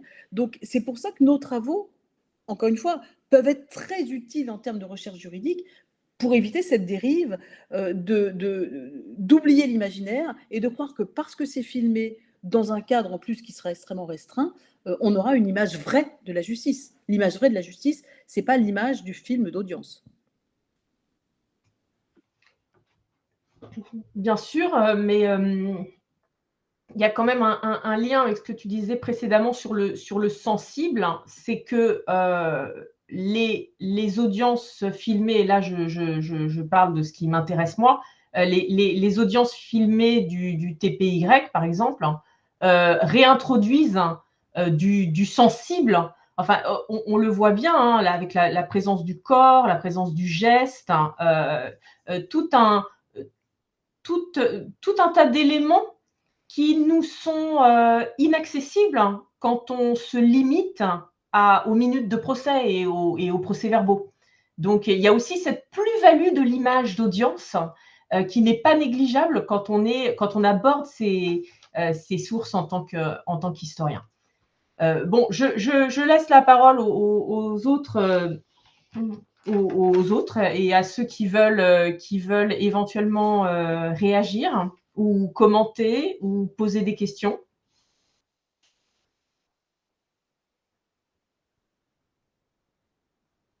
Sinon, j'en ai une, moi, qui me vient spontanément. Moi, je vais croire que je vous ai saoulé. Non, il faut le temps, tu sais, d'absorber tout ce que tu nous as dit. Moi, j'ai une petite question de curiosité sur ton affiche, les objets et le droit, là. Alors, puisque vous avez choisi cet objet que je n'ai pas précisément reconnu, c'est peut-être pas un hasard. Qu'est-ce que c'est que cette chose? Alors, j'adore cette histoire. Elle parle de droit. J'adore cette histoire parce que c'est une quenouille que l'on trouve au musée. Et en fait, c'est une quenouille de mariage. Alors, qu'est-ce que c'est que la quenouille de mariage? C'est un objet que le fiancé, avant son mariage, façonne avec des symboles, hein, des feuilles de lierre parce qu'elles ont la forme du cœur, et puis que le lierre, c'est je m'attache ou je meurs, enfin je meurs ou je m'attache, je ne sais pas quoi. Donc, il y a plein de symboles sur l'amour et le mariage. Et cette quenouille, elle est offerte le jour du mariage, non pas par le marié, mais par la mère du marié, qui l'offre au moment où la femme rentre dans la maison, qui est la maison du marié, hein, en général, ils ne vont pas cohabiter ailleurs, et elle lui offre avec des paroles rituelles où elle lui dit, voilà, maintenant, c'est toi qui as la charge de la maison, c'est toi qui as la charge de la descendance. Alors, le symbole de la quenouille, il est incroyable. D'abord, on connaît la Belle au bois dormant, hein, qui se pique avec la quenouille, et c'est quand on atteint l'âge nubile qu'on se pique avec la quenouille. Bien sûr, c'est sans doute le symbole aussi de la consommation du mariage. Et puis en haut de la quenouille, la petite partie bombée, c'est un hochet qui dit que on aura des enfants et puis on va donner le hochet aux enfants. Alors c'est une quenouille bien trop grande pour être vraiment utilisée, hein. C'est plus un objet rituel qu'un vrai objet utile, qui aussi dit que la femme va filer, que ça va être son rôle de rester statique et de filer. Et donc, pour l'instant, j'en sais rien. Mais c'est une hypothèse que je soulève, selon moi, historienne du droit, qui a fait pas mal d'histoires du mariage et qui sait que anthropologiquement, on connaît le mariage par étapes, le mariage progressif, c'est-à-dire avec plein d'étapes qui forment le mariage. Je ne suis pas loin de penser que la remise de la quenouille est un élément formateur du mariage. C'est-à-dire que si la fille ne reçoit pas la quenouille, à mon avis, c'est mal parti pour le mariage. Elle ne peut pas rentrer dans la maison. Et d'ailleurs, elle va garder cette quenouille toute la vie, elle ne va pas la transmettre à ses enfants, c'est vraiment un attribut de la personne. Donc pour moi, la quenouille, elle fait changer le statut de la femme, c'est-à-dire qu'elle est fiancée et elle devient épouse parce qu'elle va consommer et qu'on lui met dans la main l'objet qui prouve qu'elle va consommer. Alors, on peut peut-être penser aux lois fondamentales du Royaume de France aussi. Le Royaume de France ne tombe pas de l'encens en quenouille. Oui, alors pour moi, ce n'est pas du tout sur le même registre, parce que le Royaume de France ne tombe pas en quenouille, c'est vraiment par rapport à l'attribut féminin. Là, pour moi, ce n'est pas un attribut féminin, c'est un attribut de mariage, vraiment. Et là où ça devient intéressant, c'est que je cherche un peu sur Internet, hein, parce que ce n'est pas ma spécialité, la quenouille. Et je vois qu'en droit pénal, dans les traités criminels de l'ancienne France, eh bien, l'homme bigame, il est condamné à mort, mais auparavant, il est exposé au pilori avec dans les mains autant de quenouilles qu'il a eu d'épouses. Donc ça va un peu dans le sens de ma démonstration que la quenouille serait plutôt le symbole du mariage, mais non pas le symbole de la femme. Mais j'en sais pas plus, j'en suis là. Mais c'est ce que j'aime dans ces recherches, c'est on se dit, mais si ça se trouve, nos musées sont pleins d'objets comme ça. Et l'idée de faire une typologie des objets, quels sont les objets de droit? Après, on s'est posé la question, est-ce qu'une clôture, c'est un objet de droit? Est-ce qu'une serrure, c'est un objet de droit? Est-ce qu'un instrument de mesure, c'est un objet de droit? Voilà. En tout cas, c'était ce qui s'est passé dans l'atelier. Par exemple, la conservatrice du musée nous a montré des instruments de mesure qui sont des mesures spécifiques à la Corse et que l'on trouve dans les contrats. Par exemple, dans un contrat, on dit vous devrez payer 3 mesures. Bon, alors, est-ce que parce que ça apparaît dans le contrat, c'est un objet de droit? C'est en rapport avec le droit, mais ça ne fait pas droit. Donc, je pense qu'il faudrait séparer des objets qui créent vraiment du droit, puis des objets qui soutiennent le droit, qui permettent au droit. Voilà. Bon. Mais en tout cas, moi, je trouve ça assez marrant, en tout cas. Et très beau, la quenouille est très belle. Et donc, on avait... alors, pareil, dans cet atelier, l'intérêt avec des artistes, avec des conservateurs de musées, avec des artisans, c'est qu'on a vu les objets, on les a touchés, parce que la conservatrice, elle nous avait fait une exposition des objets de droit qu'elle avait identifiés comme objets de droit. Et ça change vraiment le rapport à la recherche. Ça donne quelque chose où on est tous autour et on peut, par la médiation de l'objet, ne pas rester dans sa discipline, ne pas rester avec ses propres concepts, ne pas rester avec son propre vocabulaire. Et on échange. Ça facilite le dialogue. Et justement, ça peut être un vecteur, je rebondis un peu sur la pédagogie, c'est-à-dire à quel moment on peut utiliser des choses comme ça très concrètes dans nos pratiques pédagogiques qui, pour moi, tout à coup rendent enfin, comment dire, matérialiser comme ça un droit à travers un symbole. Mais là, j'ai l'impression que ça va un petit peu plus loin que le symbole, c'est-à-dire dans un objet quasi performatif, en fait. C'est la différence entre un symbole et un objet juridique. Tu as l'air de nous dire là que dans ces coutumes corses, l'objet, ça n'est pas qu'une représentation d'un concept, c'est quelque chose qui est au contraire très pratique, oui, je dis performatif, c'est le mot un petit peu à la mode, mais je pense qu'il est très parlant quand même. Mais c'est ça toute la difficulté, c'est-à-dire qu'on manque de mots. C'est-à-dire que le juriste, il n'est pas très performant sur qu'est-ce que c'est qu'un symbole, qu'est-ce que c'est qu'un objet rituel. Moi, j'ai du mal à trouver les catégories. Et justement, on est en train d'essayer de les inventer parce que l'intérêt d'avoir un nouveau corpus, c'est que ça nous pousse à changer de catégorie. On ne peut plus rentrer dans droit public, droit privé, voilà. Et on se dit, qu'est-ce qu'on fait avec ça? C'est-à-dire, voilà, est-ce qu'il y a l'objet qui fait droit, il y a l'objet qui dit le droit, il y a l'objet qui... Est-ce que la couronne du roi, ça fait le roi ou pas? Est-ce que la crosse de l'évêque, ça fait l'évêque? Sans doute que non, mais il faudrait voir. Est-ce qu'un roi qui ne porte pas la couronne? Je ne sais pas. C'est des choses qui méritent d'être travaillées. Alors, il y a peut-être des gens qui connaissent parfaitement la réponse, tant mieux. Mais en tout cas, sur bon nombre d'objets art et tradition populaire, il y a sans doute du travail à faire. Et là, on va retrouver justement qu'est-ce qui fait la vie sociale autour du droit.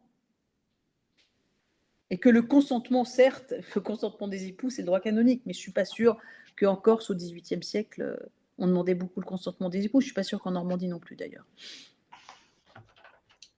Dans un autre aspect, toujours je restais sur ce mot de performatif, mais je reviens à ce que tu racontais sur la culture, la culture visuelle de la violence, quand tu parlais de la violence des hommes et du silence des femmes. On se pose un peu la question de fait si ces films, les films sur lesquels tu as travaillé, si ils représentent, ils sont l'expression d'une mentalité qu'ils contribuent eux-mêmes à construire, en fait. Tu vois ce que on sait plus trop où les situer dans cette histoire. Ils sont vecteurs de quelque chose qui préexiste, mais en même temps, ils alimentent. C'est un petit peu ça que tu veux dire, non? Voilà. Je veux juste dire qu'il y a un lien. Et moi, pour l'instant, je ne sais pas, parce que je ne suis pas spécialiste non plus de ça, je ne sais pas comment sont les interactions. La seule chose que je peux dire, c'est que, par exemple, dans La Belle Équipe, cette scène où la femme est giflée, puis qu'elle dit « Oh, j'ai cru que tu n'étais pas un homme », eh bien, dans la version italienne du film à la même époque, il n'y a pas cette scène. Cette scène a été coupée dans la version italienne. Et puis, dans la version restaurée aujourd'hui, cette scène a disparu. D'accord? Donc, cette scène a disparu dans la version restaurée aujourd'hui. Attends, donc, quelle scène a disparu? Tu veux dire la scène de la gifle dans le film de La Belle Équipe. Hein, c'est-à-dire que la femme n'est pas... On ne voit pas cette femme qui est giflée puis qui dit « Ah, super, j'ai cru que tu n'étais pas un homme ». Donc, ça prouve qu'il y a quand même une coïncidence entre l'image, le cinéma et puis la culture. C'est-à-dire que... et aujourd'hui, il n'y a plus beaucoup de films qui montrent des femmes giflées. Mais la gifle comme élément érotique, c'est dans le cinéma des années 30, c'est dans le cinéma des années 40, c'est dans le cinéma des années 50. Je retrouve encore chez Cavalier, et pourtant Cavalier, c'est pas un réalisateur misogyne, hein, mais il a un film avec Romy Schneider et Trintignant où il la frappe, où on passe en 4 minutes de gifles, mais extrêmement violentes, au sofa où ils ont un rapport sexuel. En 4 minutes. C'est-à-dire que gifle suivi d'un rapport sexuel. Annie Girardot dans 3 hommes à Manhattan, ou je ne sais plus, qui reçoit une gifle et qui dit j'imagine que c'était nécessaire. Et c'est là qu'elle l'embrasse, alors qu'elle n'arrivait pas à dire son amour avant d'avoir pris une gifle. Je passe sur Un de nos amours de Piala, qui est encore beaucoup plus redoutable sur l'idée de la gifle, avec quelque chose de quasi incestueux qui est absolument horrible. Quand on regarde le film maintenant avec cette grille de lecture, c'est absolument horrible. Donc, on a deux questions. Alors, je les prends au fur et à mesure que les mains se sont levées. Dimitri?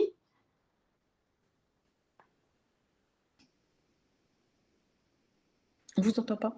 On ne t'entend pas, Dimitri.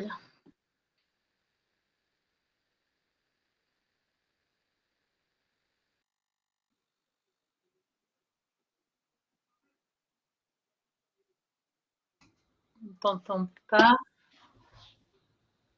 D'accord. Bon, ben, si Étienne Lamarche veut bien prendre la main. Merci, vous m'entendez, moi? On Super. t'entend. Merci beaucoup pour cette présentation. Moi, j'avais une question. Déjà, je suis assez étonné. C'est vrai que l'étude des œuvres de cinéma soit pas encore quelque chose qui soit plus courant dans le monde de l'histoire du droit. Et du coup, j'avais une question.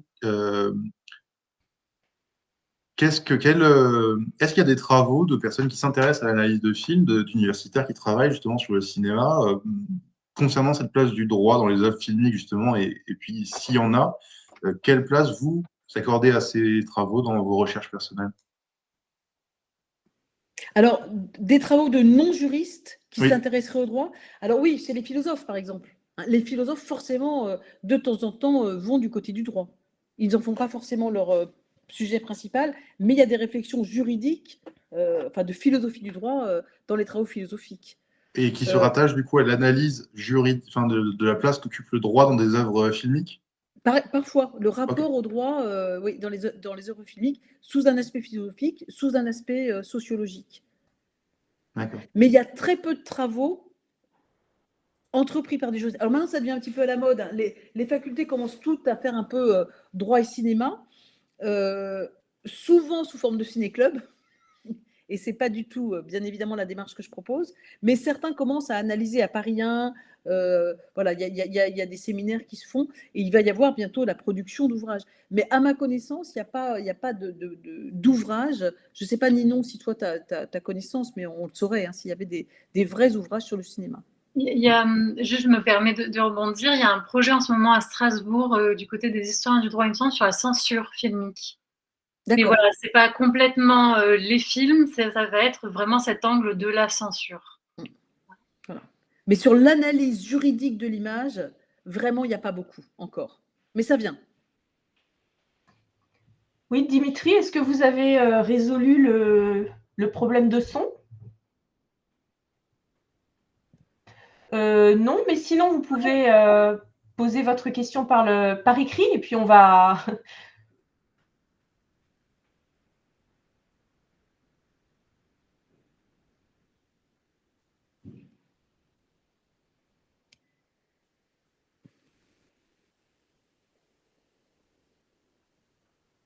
Pardon, je continue à répondre à Étienne. Donc, par exemple, on a travaillé à un moment avec nous, avec des philosophes aussi, hein. C'est-à-dire que quand vous me demandez quelle est la part que vous faites, on a rencontré effectivement d'autres chercheurs qui s'intéressaient au cinéma. Voilà. Et on a lu, bien sûr, des analyses et des ouvrages. Deleuze, Edgar Morin, tout ça, ça a été lu pour s'intégrer dans cette démarche.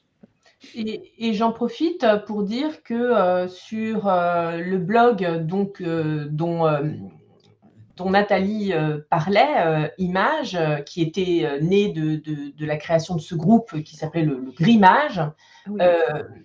les contributions d'analyse juridique de l'image sont les bienvenues, hein. On relit les billets et puis on fait un petit travail éditorial, évidemment, qui s'impose pour une publication en ligne comme pour les publications à l'écrit. Alors, effectivement, comme le disait Nathalie, étant donné qu'on n'entre pas du tout dans le cadre d'une relecture en double aveugle avec ce genre de. Nous, on estime avec Nathalie qu'on fait une relecture sérieuse à partir de nos compétences et qu'on ne met pas en ligne n'importe quoi. Mais bon, effectivement, ça, c'est un vrai sujet, hein. Nous, on a pris le parti de travailler comme ça, mais c'est vrai que d'un point de vue académique, et c'est un vrai sujet, on peut parler d'auto-publication en réalité. C'est comme ça que c'est envisagé et ça nous porte préjudice.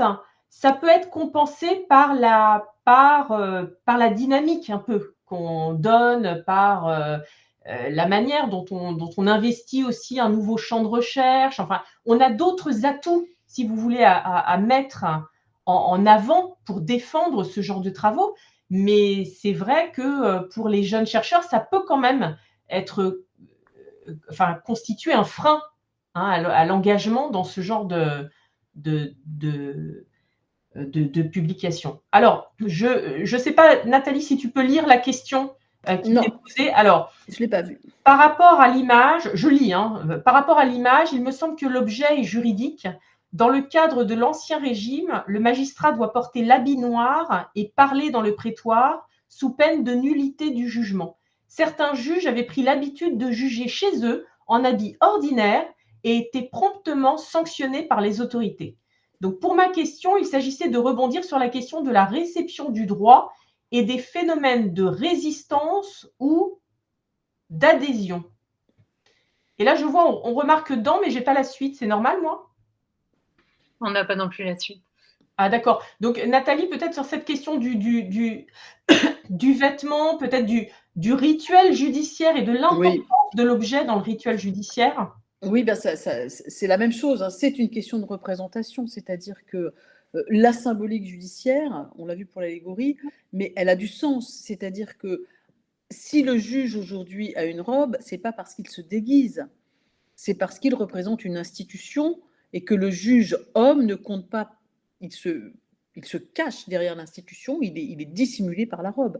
Et c'est très important, même si ça paraît suranné, ça donne du sens à la justice. De même que quand il y avait des allégories, ça donnait du sens à la justice. L'allégorie portait un message dans le tribunal, l'image parlait. Et oui, je vous rejoins tout à fait. L'image, le vêtement, le rituel, ce sont des éléments constitutifs du phénomène juridique. C'est-à-dire que ce n'est pas des éléments de décor. Voilà. On avait beaucoup ri quand on a visité le palais de justice des Batignolles, parce que les architectes se demandaient comment ils allaient décorer le palais de justice, et les magistrats disaient « mais attention, on n'est pas un musée, on ne met pas des œuvres d'art pour décorer ». Les allégories dans les anciens palais de justice ne sont pas des décors, c'est des vrais langages visuels qui participent à l'œuvre de justice. Donc oui, on peut inventer une nouvelle symbolique, mais cette symbolique, elle doit avoir un sens juridique, judiciaire. Donc oui, bien sûr que je suis convaincue aussi que les objets, les vêtements ont un sens juridique qui dépasse très largement le détail ou le décor ou le divertissement. Oui. Alors, je poursuis la question avant de passer la parole à Yulia qui a levé la main. Alors, je lis la suite. On remarque dans la musique, le cinéma d'action et maintenant dans l'actualité, on voit le phénomène de vigilantes, c'est ça, qui inquiète. Qu'est-ce que c'est que les vigilantes?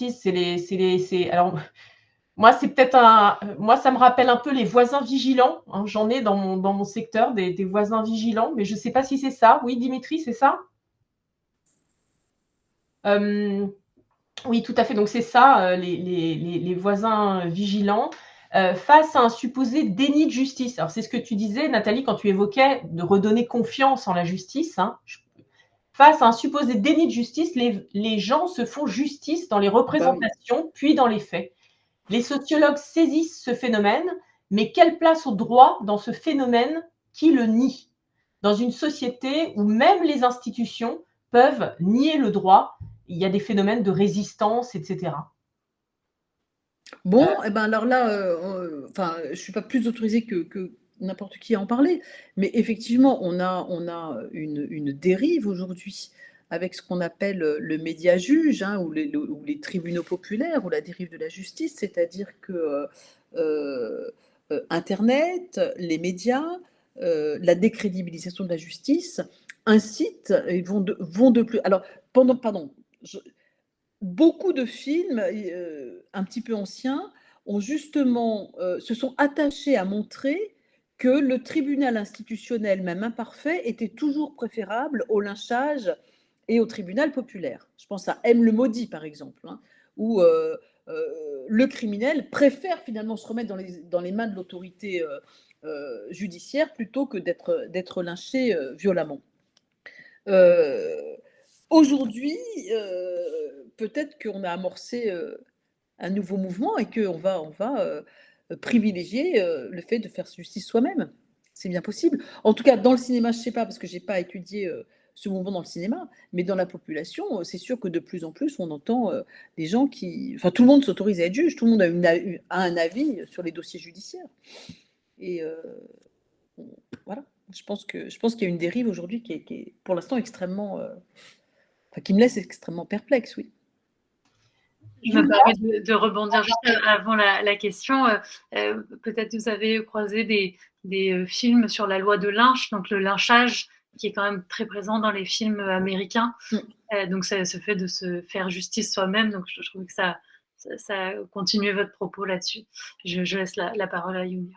Pardon, il y a un super film de Julien Duvivier qui est Panique, qui est un vieux film avec Michel Simon, où il est question d'un lynchage.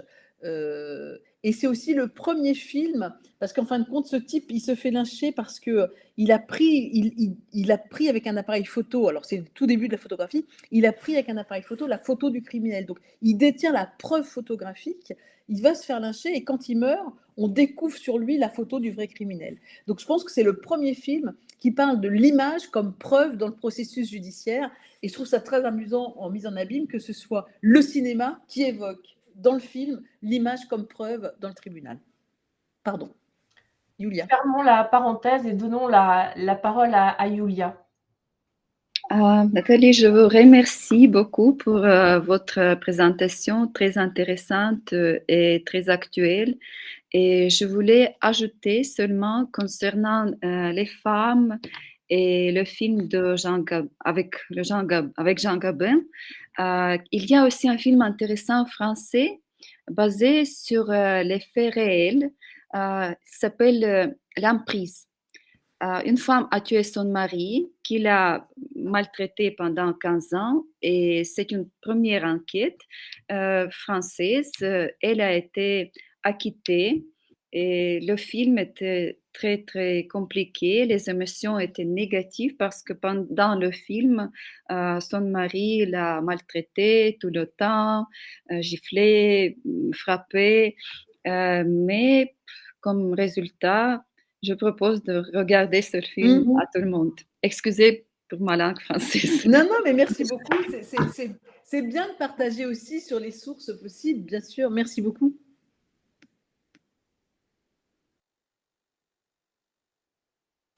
Mathias. Oui, merci. Vous m'entendez ? Très bien. Formidable. Alors, merci beaucoup d'abord pour votre intervention. C'était passionnant.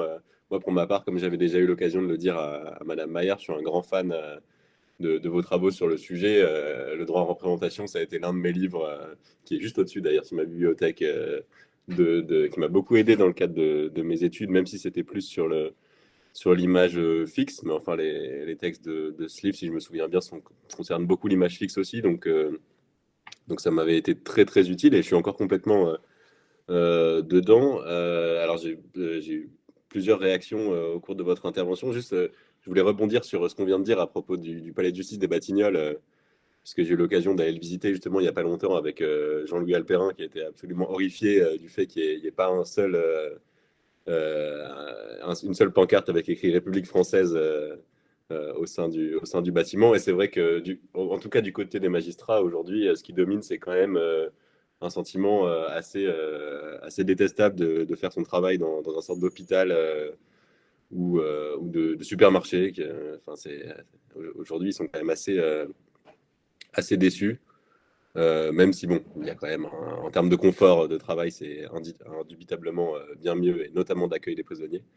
Alors ma question, c'était plutôt une réaction sur quelque chose que vous avez dit vraiment rapidement, mais enfin, même si je pense qu'on est plutôt d'accord là-dessus, c'est le fait que travailler sur des objets ou même des représentations, ça permet du côté d'histoire du droit quelque chose qui est très difficile dès lors qu'on travaille sur des périodes qui ne sont pas des périodes contemporaines ou même modernes, c'est-à-dire d'essayer de faire une histoire du droit qui touche quand même aux classes populaires, puisqu'on sait qu'il y a quand même un biais de source très important dans le cadre de l'histoire du droit ou de l'histoire de la norme juridique Il y a beaucoup de textes sur les lois fondamentales du royaume, mais dès qu'on essaye de faire un peu une histoire du droit qui s'attache, je ne sais pas, aux classes populaires sous l'Ancien Régime ou sous le Moyen-Âge, peut-être que finalement, les quenouilles peuvent nous renseigner un peu plus que tout un tas de textes, même qui touchent aux coutumes.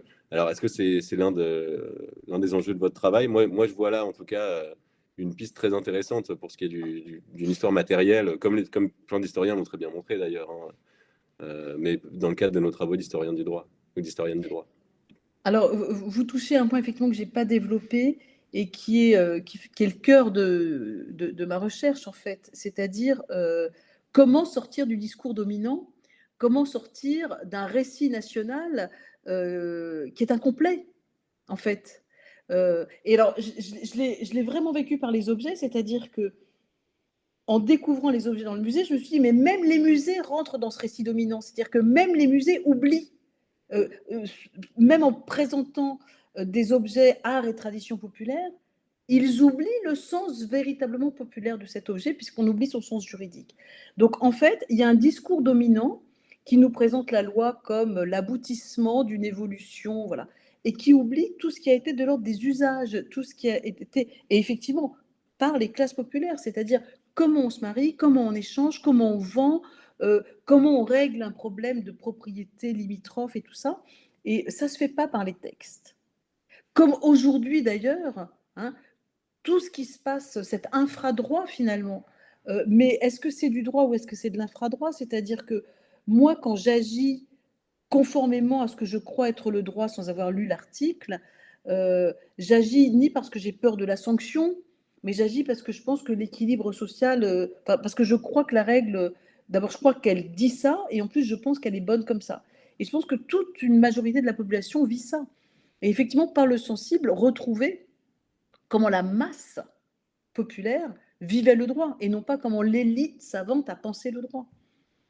C'est intéressant aussi, hein. Je dis pas qu'il y a quelque chose de plus intéressant que l'autre, mais je dis que par ces autres sources, on peut effectivement faire une histoire beaucoup plus populaire du droit, de la réception du droit par les masses.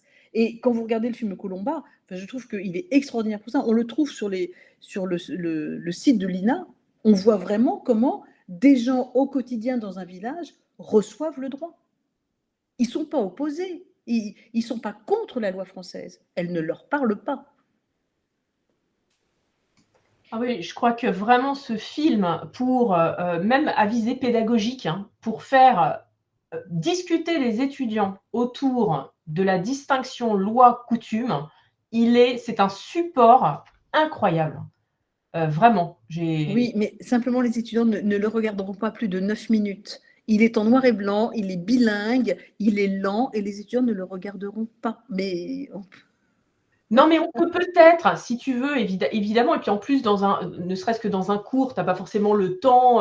Bon, mais par exemple, si tu pouvais, toi, qui connais si bien ce film, nous sélectionner une petite séquence très parlante et très explicite, tu vois, c'est quand même un support moi, je trouve très précieux. Les étudiants, ils adorent ce genre le recours à l'image, le recours au film. Et ça permet, si tu veux, dans un cours qui est maintenant difficilement supportable pour des étudiants, hein, ce monologue pendant 3 heures qui est un petit peu compliqué à rendre, à dynamiser, hein. Alors, on a quelques outils modernes, les WooClap et autres que moi j'utilise, hein, qui sont très, très, très, très utiles, hein, et très intéressants à exploiter dans le cadre d'un cours magistral un peu long. Mais une petite projection d'une séquence en toute illégalité, non? Est-ce qu'on a le droit de faire ça? Oui, pourquoi pas, je vais essayer de regarder si je trouve quelque chose. Mais j'ai vraiment l'impression que c'est plutôt très diffus dans le film, qu'il n'y a pas une séance qui soit plus parlante qu'une autre. Mais peut-être je peux essayer de vous trouver quelque chose. En tout cas, moi, ça m'intéresse, hein. J'ai quand même un cours sur l'histoire des sources. Et là, j'aurais un petit truc, un petit intérêt tout égoïste à avoir cette. Je vais regarder ça. Bon, ok. Je ne sais pas si j'ai encore le temps de dire quelque chose. Est-ce que quelqu'un a quelque chose à dire, à ajouter? peut-être juste, si personne d'autre ne veut prendre la parole, juste, je voudrais préciser en continuité avec ce que notre invité disait par rapport à cette idée de faire une exposition sur les objets du droit, etc. Il y a une exposition qui s'est tenue, alors je ne sais pas si elle est toujours d'actualité ou pas, dans un musée romain, le Museo dell'Ara Paxis, sur une exposition sur la loi, donc justice et droit, et notamment des objets de droit ou en tout cas liés au droit. Il y avait par exemple des colliers qu'on mettait aux esclaves gravés avec le nom des propriétaires.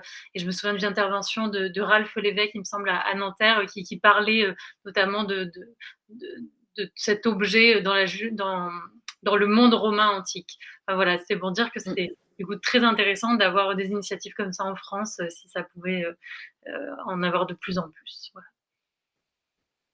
Merci. On n'est pas près de la faire, hein, mais on a pour l'instant une quenouille et une boîte à mendiants. Ça fait 2 objets, c'est pas beaucoup. Mais on va en trouver d'autres. N'hésitez pas à nous ramener, à nous proposer des objets, peut-être. Ça peut être marrant. En tout cas, c'est un bon début parce que déjà, tout ce que tu nous as raconté sur la quenouille, c'est déjà en soi. La quenouille, c'est quand même passionnant. Ah oui.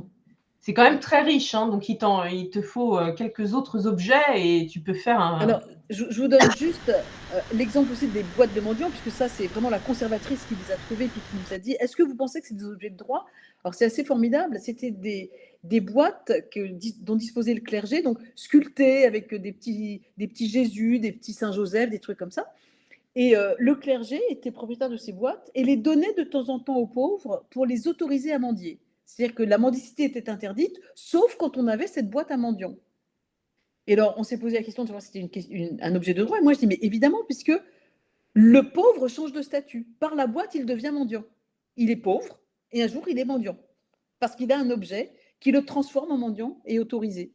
Et c'est fabuleux aussi. Et donc, il y a au musée de Corté 4-5 boîtes à mendiants très marrantes, dont on nous a dit d'ailleurs que celui qui a fondé le musée de Corté, le premier conservateur, qui les a récupérées, a trouvé qu'elles étaient très abîmées. Alors, il les a bien repeintes, il a modifié un peu l'objet, mais bon, voilà, ça fait partie des petites anecdotes des musées. Et voilà, donc, j'aurais jamais eu connaissance de ces boîtes à mendiants. C'est pareil, c'est un sujet sur lequel on peut un peu travailler, voir qu'est-ce que c'était, comment on le relie à l'interdiction de la mendicité, des choses comme ça. Et je suis sûre que dans tous les musées des régions françaises, il y a des choses. Voilà. Bon, bah, écoute, merci Nathalie pour cette intervention très, très, très riche avec beaucoup de choses. Alors, en ce qui concerne le devenir de cette vidéo et d'une manière générale des enregistrements de nos séances de séminaire, mais je ne sais pas encore par quel vecteur hein, on va pouvoir les diffuser. J'avais pensé à une chaîne YouTube où, enfin, bon, toutes les idées sont les bienvenues. En tout cas, ces vidéos, je vais commencer par les conserver et puis on verra, on vous tiendra au courant de la manière dont on veut les partager. Pour notre prochaine rencontre, elle aura lieu le 1er février. On va discuter avec Clarisse Siméan, Nicolas Simon qui était là ce soir. Clarisse était là tout à l'heure, mais elle a dû nous quitter avant 19h. Angélique Malek et Yann Arzel d'Urelmark. Et on va parler de la numérisation des sources en histoire du droit avec un certain nombre de projets, le projet Yvette et le projet Imprimelex. Hein, Nicolas, c'est ça, tu me confirmes, c'est bien le nom du projet? Oui, Imprimalex, on va dire Imprimalex. Imprimalex. Voilà. Ah oui, c'est tout de suite beaucoup plus chantant, c'est voilà, tout de suite beaucoup plus beau. Bon, et bien très bien, on aura peut-être, je vais voir si elle peut se joindre à nous, Capucine Nemo-Peckelman qui avait participé à un projet alors, c'est pas vraiment de la numérisation de sources, remarque. Hein. C'était une base de données de sources. Enfin, je vais voir avec elle, mais ça pourra l'intéresser et elle se joindra peut-être à nous.